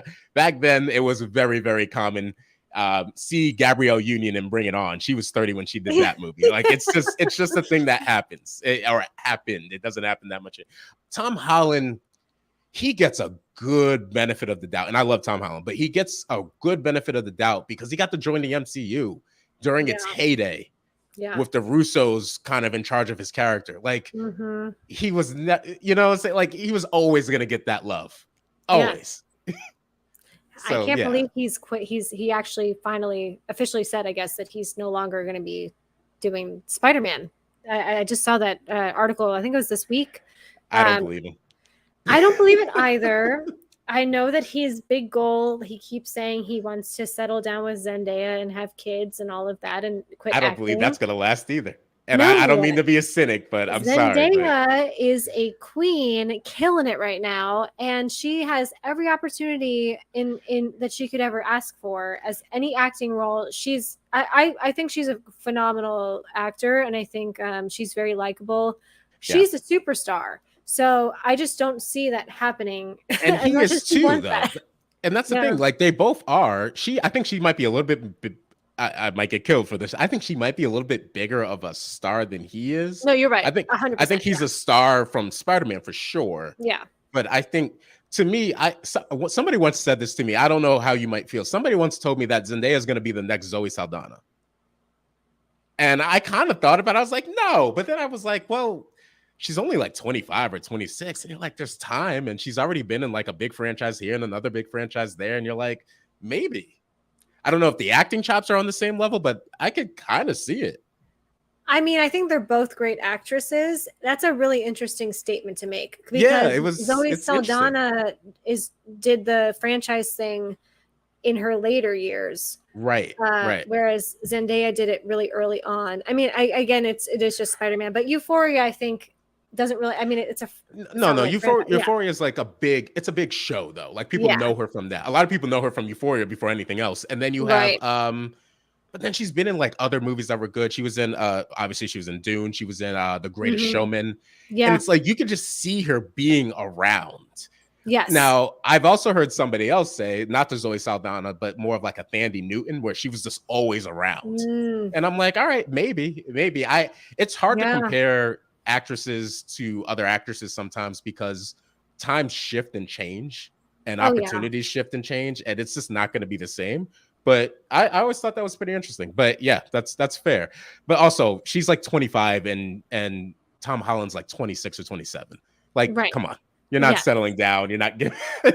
Come on now. Yes, and she seems like a very serious actress that would want to like break out of any molds that she's put in as far as like what she's thought of as. So I think like once the Spider-Man stuff calms down and maybe Euphoria ends, like I could see her getting into like more artsy like A24 films and things like that. You know? Why not? Especially if you already have the money and you're like kind of good in life. Like do stuff that you want, the craft. She has that Balenciaga.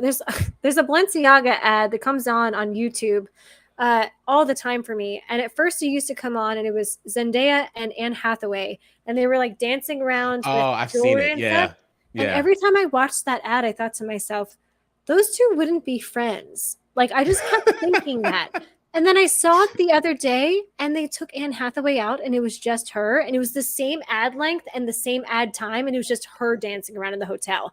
And I was wow. Yes, because no one believes they're friends. That's fair. It's like a little bit of a side eye. Like, come on. That's fair. Yeah, I don't know. That's a side note. I hope everyone in the chat's having a good time. We're having a good time here at the Movie Chat Happy Hour with my guest John Automates. I do have a beer as well. I'm just perfect. Yes, what kind are you drinking? We love to hear that. What is it? I don't even know how to pronounce it. Leinenkugel? Yeah. I saw it from the top. Yeah, the summer shandy. It's literally my favorite beer. I don't know why. It's just, and then it goes away. Maybe that's why, because it goes away. And then like I'm sitting there wanting it. Yeah. That's which is I keep saying this. They need to bring back the Disney Vault to save Disney Plus, because if you tell people, just like Netflix or any of these other streaming services, if you tell people that I don't know, Bambi or whatever, some of the older ones, or Oliver and Company, they're going to go away for like the next 5 years. So you better watch it now, like it'll, and then bring it back. Maybe not 5 years, but you know what I'm saying. It Right, keeps right. you a reason to. Otherwise, you could just watch all of the old ones in like a week because they're so short, That's and fair. you have no need to keep them. But that Disney Vault thing, as much as it kind of, I like having accessibility to things as a business tool, it makes a lot of sense to keep people streaming with them. Oh, but the Disney Vault thing, that whole marketing push was just because they wanted to be able to show it to new children. Yeah. Yeah, it Yeah. was like it made sense too. It was like, all right, get your children in now to watch it, and they did.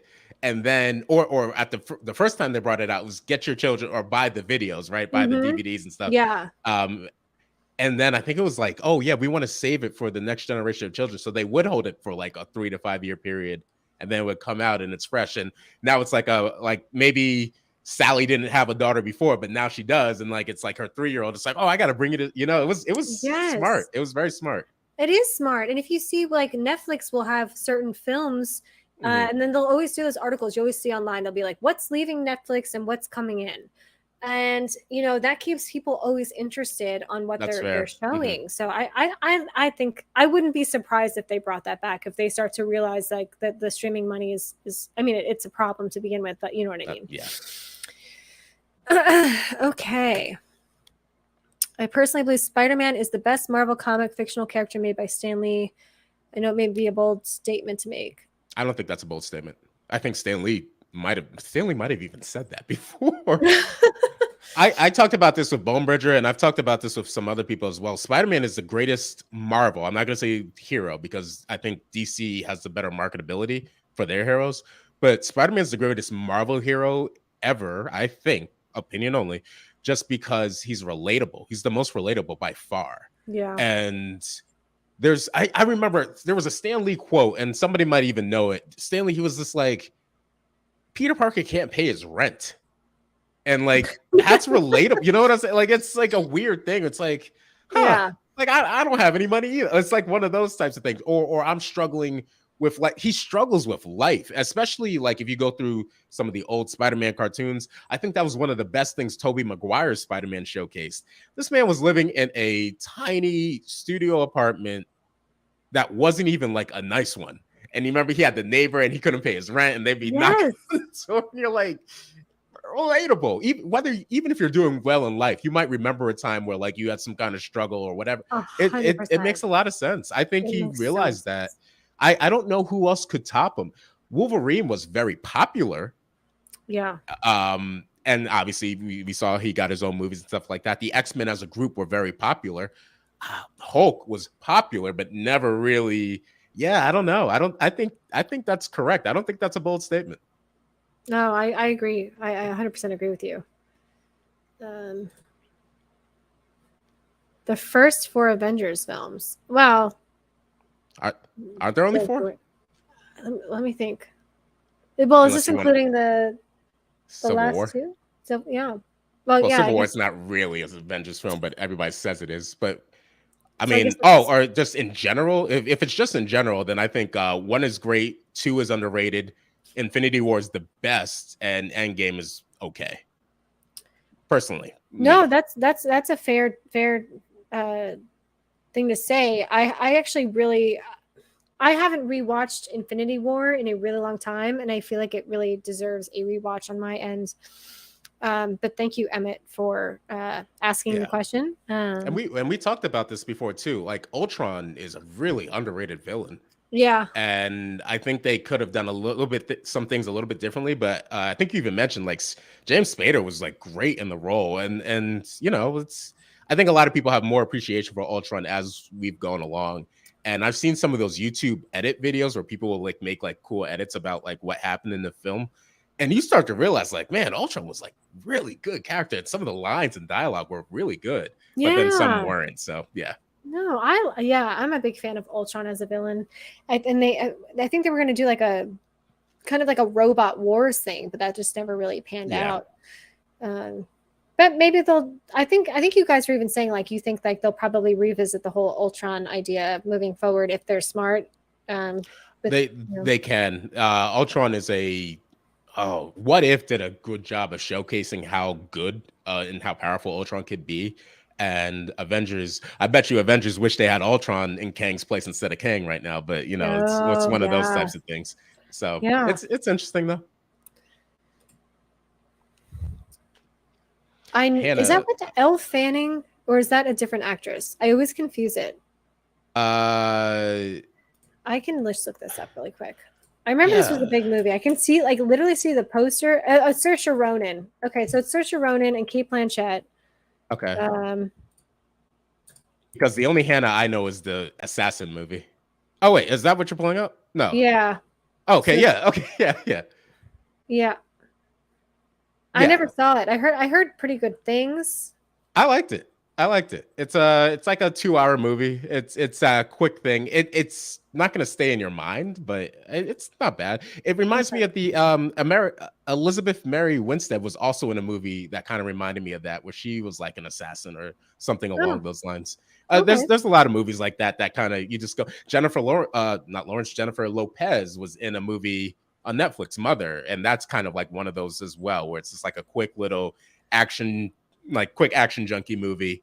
I like those. I like when those come out. Those are just fun, and they don't need to be a franchise like a John Wick or something like that. It's just just a good thing to watch. That movie's doing very well, by the way. The Jennifer Lopez film. Oh yeah, Yeah, I have she's a not name. seen it, but is it, I've heard actually like the I don't know people are enjoying it when they watch it. So that's Yeah, it was just straight to streaming or was it also a theatrical release? I think that was just a Netflix movie. That's where I Yeah, saw it. So yeah. yeah, No, I think you're right. Yeah, I think just you need to have those movies. yeah, It's not a great movie. I'm not going to claim it's a great yeah. movie, but you Right. need to have those movies. The same thing with Red Notice. Red Notice is not a good movie, but at the same time, it's like it's a fun watch, and sometimes you just need that. And I Yes, don't think there's anything wrong with those. I agree with you. Absolutely. Hello, Hello? everyone. Thank you for joining. What are your thoughts on Woody Harrelson as Carnage? Would you prefer Robert Nieper? Oh boy, Woody Harrelson is great. He's one of my favorite actors, but I love him that too. I didn't that see Venom 2 Carnage. though. Yeah, him and Carnage was it wasn't my favorite. It wasn't my favorite. I'm not gonna lie. Um, I don't know. I don't know if I would have preferred. I think it's fine. I just Venom in general is such a weird Yeah. series or two movies. It's like this shouldn't be good, but like I like Tom Hardy, and it's like all right, well, it's not bad, but it's also not. I don't know what to say about him. I don't know anything to say about him really. It's just like all right, well, it works. Like that's it. And then Naomi Harris was Shriek. And like also she was like she's good. There's nothing wrong with it, but also I don't know. I have a real good opinion on it. No, I agree. I think with Venom it's difficult if we're not doing R-rated films for those. And I think that's where the problem Fair. lies a That's lot. fair. Yeah. Um what is a beer y'all would recommend? Well, Line and Klugel for me. yes, Line and Kugel Summer Shandy, and I'm doing a sour, and it's the Victory's Sour Monkey. So, hope you are all enjoying your libations at home. If you are participating Hey, in hey, happy hour, if you want a free Bud Light, they're giving them out. I mean, oh there's yeah, that. that's true. Yes, they are. Actually, it's interesting. You brought up Bud Light, and this is so not about the controversial topic, but in my stores, I never really noticed this recently until I moved to New York. And it's weird because I've always lived in areas that have a very large Hispanic community. Hmm, So I never noticed that we didn't have these in like where I lived prior. But every bodega I have has the Clamato Bud Light or Budweiser Bud Light, okay. and then the oh my god, what is it called? It's the one where it's like almost like a Bloody Mary with Bud Light, and it's I'm horrific with Spanish, but anyway, we have those, and they're always in bodegas, and they're so like people drink them all the Yeah, time. bodegas are fun. For people Yeah. who aren't in New York or I'm from New York. I'm from Brooklyn. I grew up in Brooklyn. Oh, right. Yes, Yeah, yes. bodegas are we have so where I live in Maryland now, and we actually have a bodega. It's like it's not a bodega, but it kind of is a bodega. It's a Aw. Dominicans in there, and I remember ordering some stuff that like you would normally hear somebody from New York order, and she's like, where are you from? And you're like, you like this? And it's like, yeah, I'm listen, I hope that place, I will give my money to that place to keep it afloat. I hope they never Aw. go anywhere. I think they are starting to get a lot of good stuff because a lot of people moved into the area. So I'm happy for it. But yeah, bodegas are fun and you start seeing all sorts of different stuff in them versus like your traditional like convenience store or something like that. Yes. And Yeah. I love the bodega cats. I took the best picture of Yeah. one recently. It was standing on top of all the beer boxes and it was just like looking over the store and it was like, "Oh, hello. Welcome to my shop," you know. You cannot get away with that everywhere. I will say that. Yeah, I know it's probably not allowed. I think they're just trying to get rid of the rats. I think so. Yeah. No one cares. No, that's one of the Yeah, main reasons. I don't blame them. Nobody yeah, in New York really cares, but no. like if you were to put that somewhere else, people would be looking at you side eye. It's like I don't for New York, that's a New York thing, but it might be somebody else as well. Oh, totally. I was at one Yeah, recently, and they were like, "Look at our new like addition," and it was like little kitten, and they yeah, had it on the chair next to the cash register, and it was the cutest thing I've ever seen. It was you like, got "Oh, it, this is my you home got it. now." It's like you don't want to, but Yeah. New York is filthy. Let's just call it for what it is. It's filthy. If the rat, oh man, Suicide Squad, the girl who had the rats, she would have the biggest amount of power in New York if she was in New York. Like you Yeah. want to talk about being able to pull, oh my goodness. Yes. I loved Absolutely those disgusting. sequences actually. Yeah, The yeah, it was horrific. fantastic. And I was again not to Taika Waititi. That was her father in that movie. Yeah, I liked those scenes. Yeah, Sam is from the UK. Thank you for joining us. cool. Movies and Train Studios. Thank you very much. He's got a channel as well. Everyone should check that one out. Hannah's really good. The score. I Chemical didn't know Brothers. that. I love the Chemical Brothers. They have some good Oh, stuff. yeah. Yeah. No, that's very cool. What is your favorite book to film adaptation?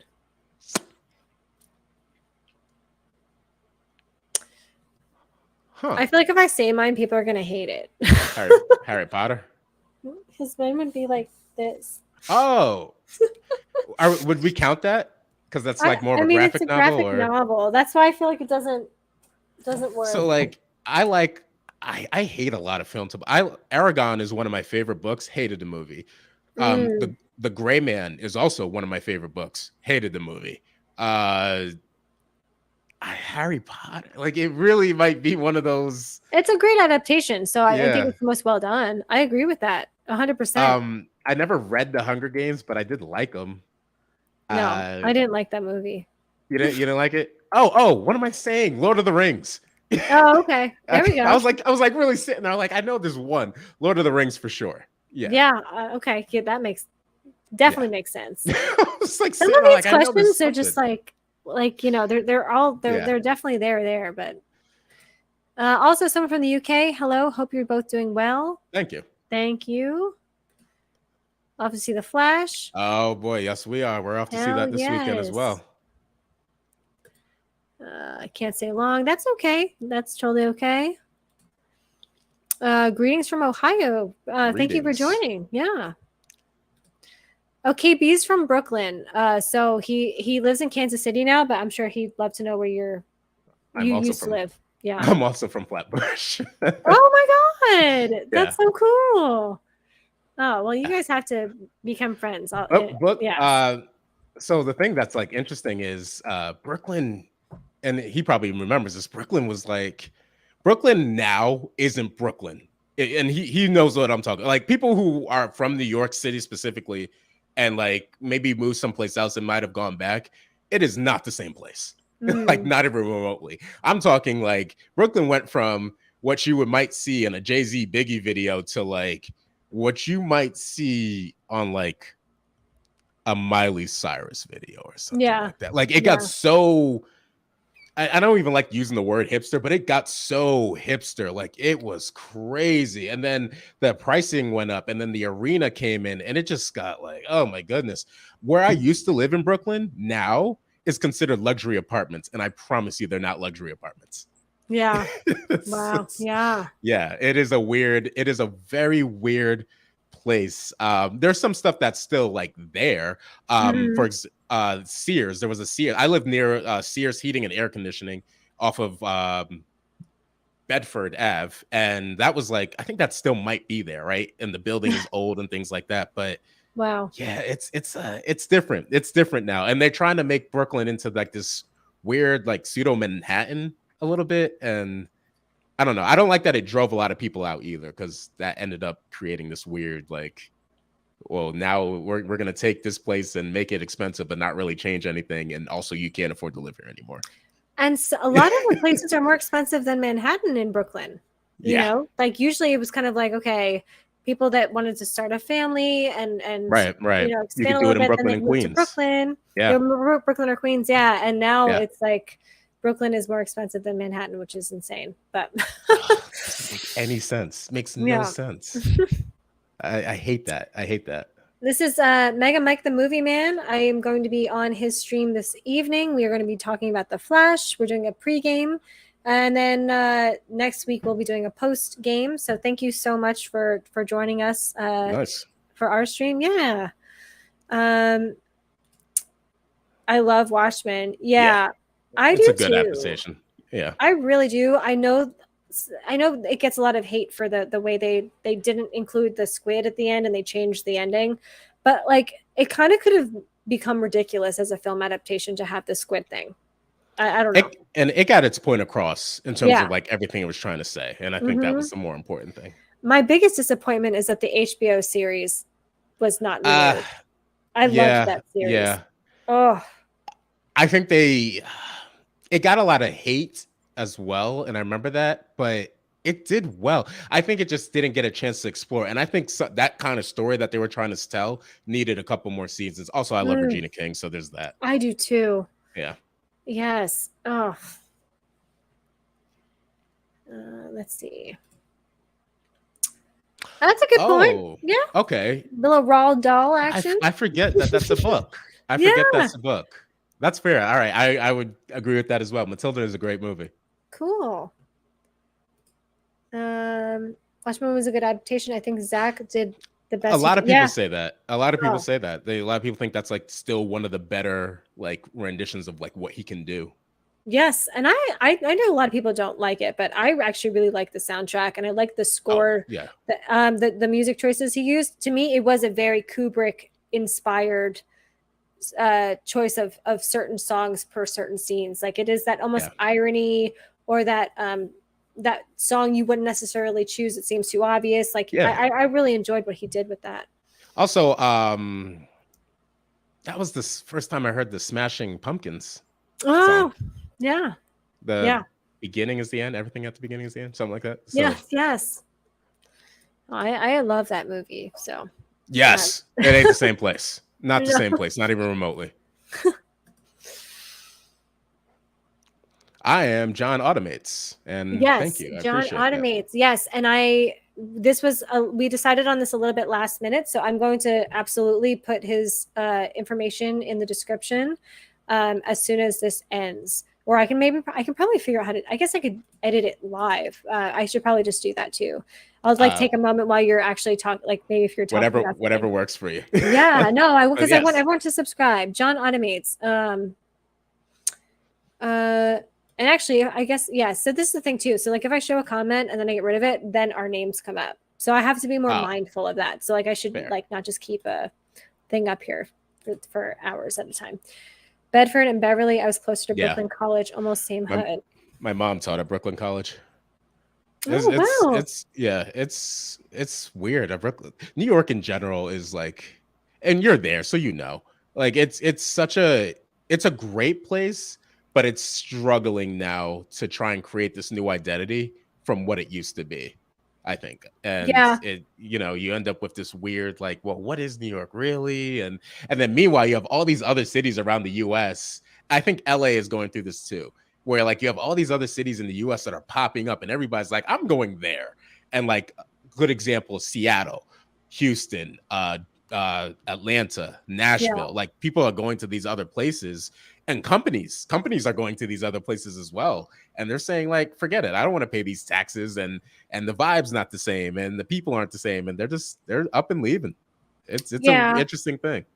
No, I get that. And I mean, personally, I just have like such a romance with the city that I Mm, even though I know it's changed a lot, I feel like I can still do like I can create that vibe myself, that's but yeah. you know, or I can do what I want to do that kind of still simulates that vibe, I guess. Hmm. But it doesn't mean it hasn't changed. I totally understand all of that. Yeah. Um, and it is, you know, it is way too expensive. But I feel like I don't know. I would I'm enjoying living here. That's all I'll Yeah. say. No, I'm glad. I'm glad. You got to. You got to. um, I like how open minded you are. You seem cool, and I agree with everything you're saying on the film because I have the exact same opinions as you. Believe me. We don't I don't want to be, and we've talked about this before as well, where there's a lot of people who are either too negative Yeah. or like overly positive where it seems kind of fake. Hmm. And it's like, I that's not fun. Like you want to talk about this is the same thing with sports. Like you have a lot of people in sports who are like so negative and critical on everything. And it's like, well, don't you just like enjoy the actual thing?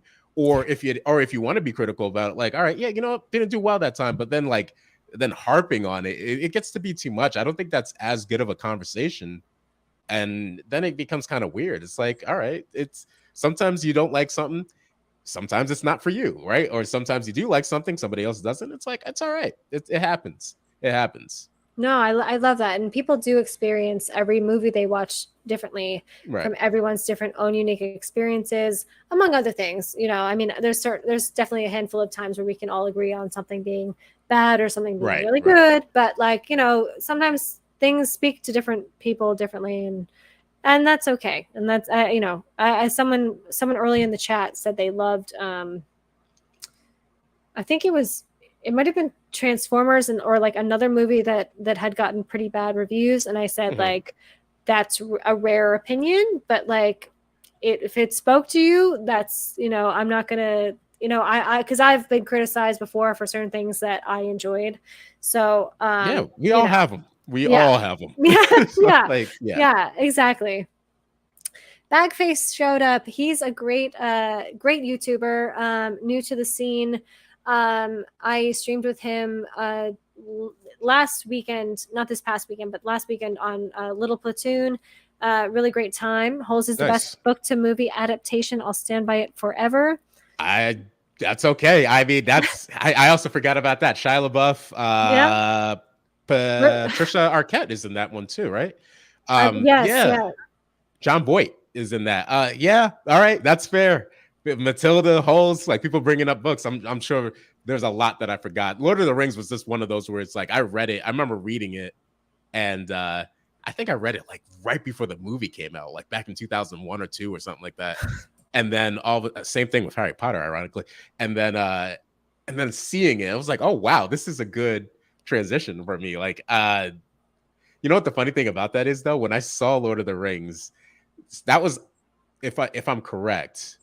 No, Matilda was probably the first book to add to movie adaptation, but I never read the book. I didn't know there was a book ahead of time, so there's that. I knew later, but then Lord of the Rings was the first direct book to movie thing that happened. So that was my first experience with that. So I thought all book to movie adaptations were going to be great. Oh Obviously, my that's god. not the case. But I really was like sitting there growing up, like, oh man, every time there was a book to movie, so Aragon is a perfect example. I thought that was going to be Mm. incredible, and obviously I was kind of wrong about that. That's such Still, a great point. There were so many really well adapted things back then, and you're yeah. right. And now it's like everything's a letdown now. Um, I mean, I'm sure there are people like Hunger Games is one. Divergent, I think, you remember the YA mm, phase where everybody was making something out of a YA book? oh yeah. It's like, oh my goodness, because everybody's Oh trying to get something out of that. It was a moneymaker back then. Still is yeah. kind of now. Well, I just wanted to bring up. Speaking of holes, did you ever see? I think it was like a a special on a DVD. It's a special. Oh my god, why am I blanking on it? Like the extras, right? Like the special extras. Yeah. Yeah, they I have never a saw that. They have a rap song, and it's like all the little kids and they're rapping, and it's like the funniest thing ever. And this one kid is just like killing it, and I highly recommend it. I bet you could probably find it on YouTube You because probably could. Yeah, I didn't know it's that. ridiculous. It was like some song that was made for the movie, and they Yeah. had these kids like rap it, and it was the era.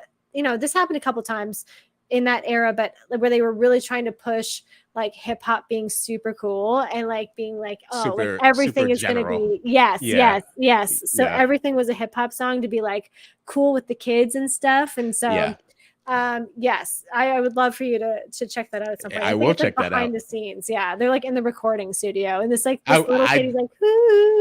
I It's so don't funny. doubt it. Everybody wanted to be like something in music back then. I do not Yeah. doubt that at all. uh, Thank you. Successfully subscribed. Yeah, that's fantastic. Artisan mayonnaise. Or hot sauce. When I went to Brooklyn, I went to Brooklyn for a family event, and I saw a hot sauce shop, and I was like, "What in the hell?" It was just weird. This is That's so weird. funny. And you know what was crazy about that? They didn't have the pull downs They for like, didn't? they didn't have it. I was like, Wow. "What is happening?" That alone, forget the hot sauce. That alone was weird to me because I remember a time where by like 10 o'clock, if you were even out, I wasn't even supposed to be Yeah. out but at 10 o'clock, everything was just down. Like you couldn't get into anywhere outside of like your Wow. local bodega. It's so weird. It's so different. So different. Aragon adaptation destroyed my childhood. I was never the same after it. Oh my god, I love the books. Love the books. I will never watch that movie. I feel like they keep every now and again I hear a rumor of like, oh, we need to bring that back. And it's like, I don't know about all that. I don't know. Such a good book though. The rap song for Holes is amazing. The movie has a great soundtrack. Okay, I'm Yeah, not the only one then. I'm gonna have to look it up. I'm it's on YouTube for sure. I know. And I'm it's gonna have this to look it up. like the kid is so little, so like that's why it's so funny.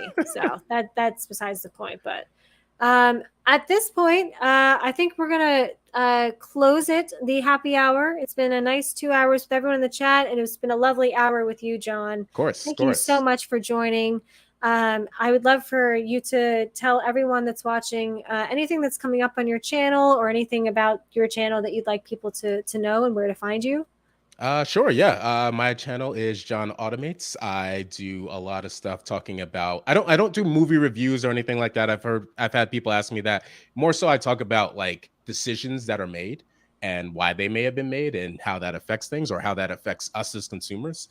As well as I have a show that we do weekly, Nerdy Film Girls on some of them, called Brand versus Demand. And we just like to have fun and talk about different things that are happening within the space. So feel free to subscribe and we'll kind of keep things going. And Nerdy Film Girl, I hope you keep this going because this is great. Oh, thank you so much. It's been a blast having you. And thank you all to everyone in the chat for showing up. I have, I guess, on my channel, I actually revisited the film The Conversation from 1974. I'm going to put a review out for that because I did not see Transformers. But besides that, I'm going to continue this happy hour live stream on Tuesdays at 4:15. Next week, I will probably have Bone Bridger, which is our our three musketeer of the group. Yes. And thank you all again for showing up and being so fantastic in the comments. And I'll definitely like try to KB and John need to like definitely connect because of that Brooklyn bond for sure. So and he's one of my favorite people. KB is fantastic, and you should definitely check out his channel too. Awesome. We'll do. So, We'll do. everyone, thank you so much, and I hope you all have a wonderful evening. And tonight, Mega Mike the Movie Man does have a flash pre-show at 8 p.m. Eastern. So thanks again. Enjoy. See you guys next week. Cheers.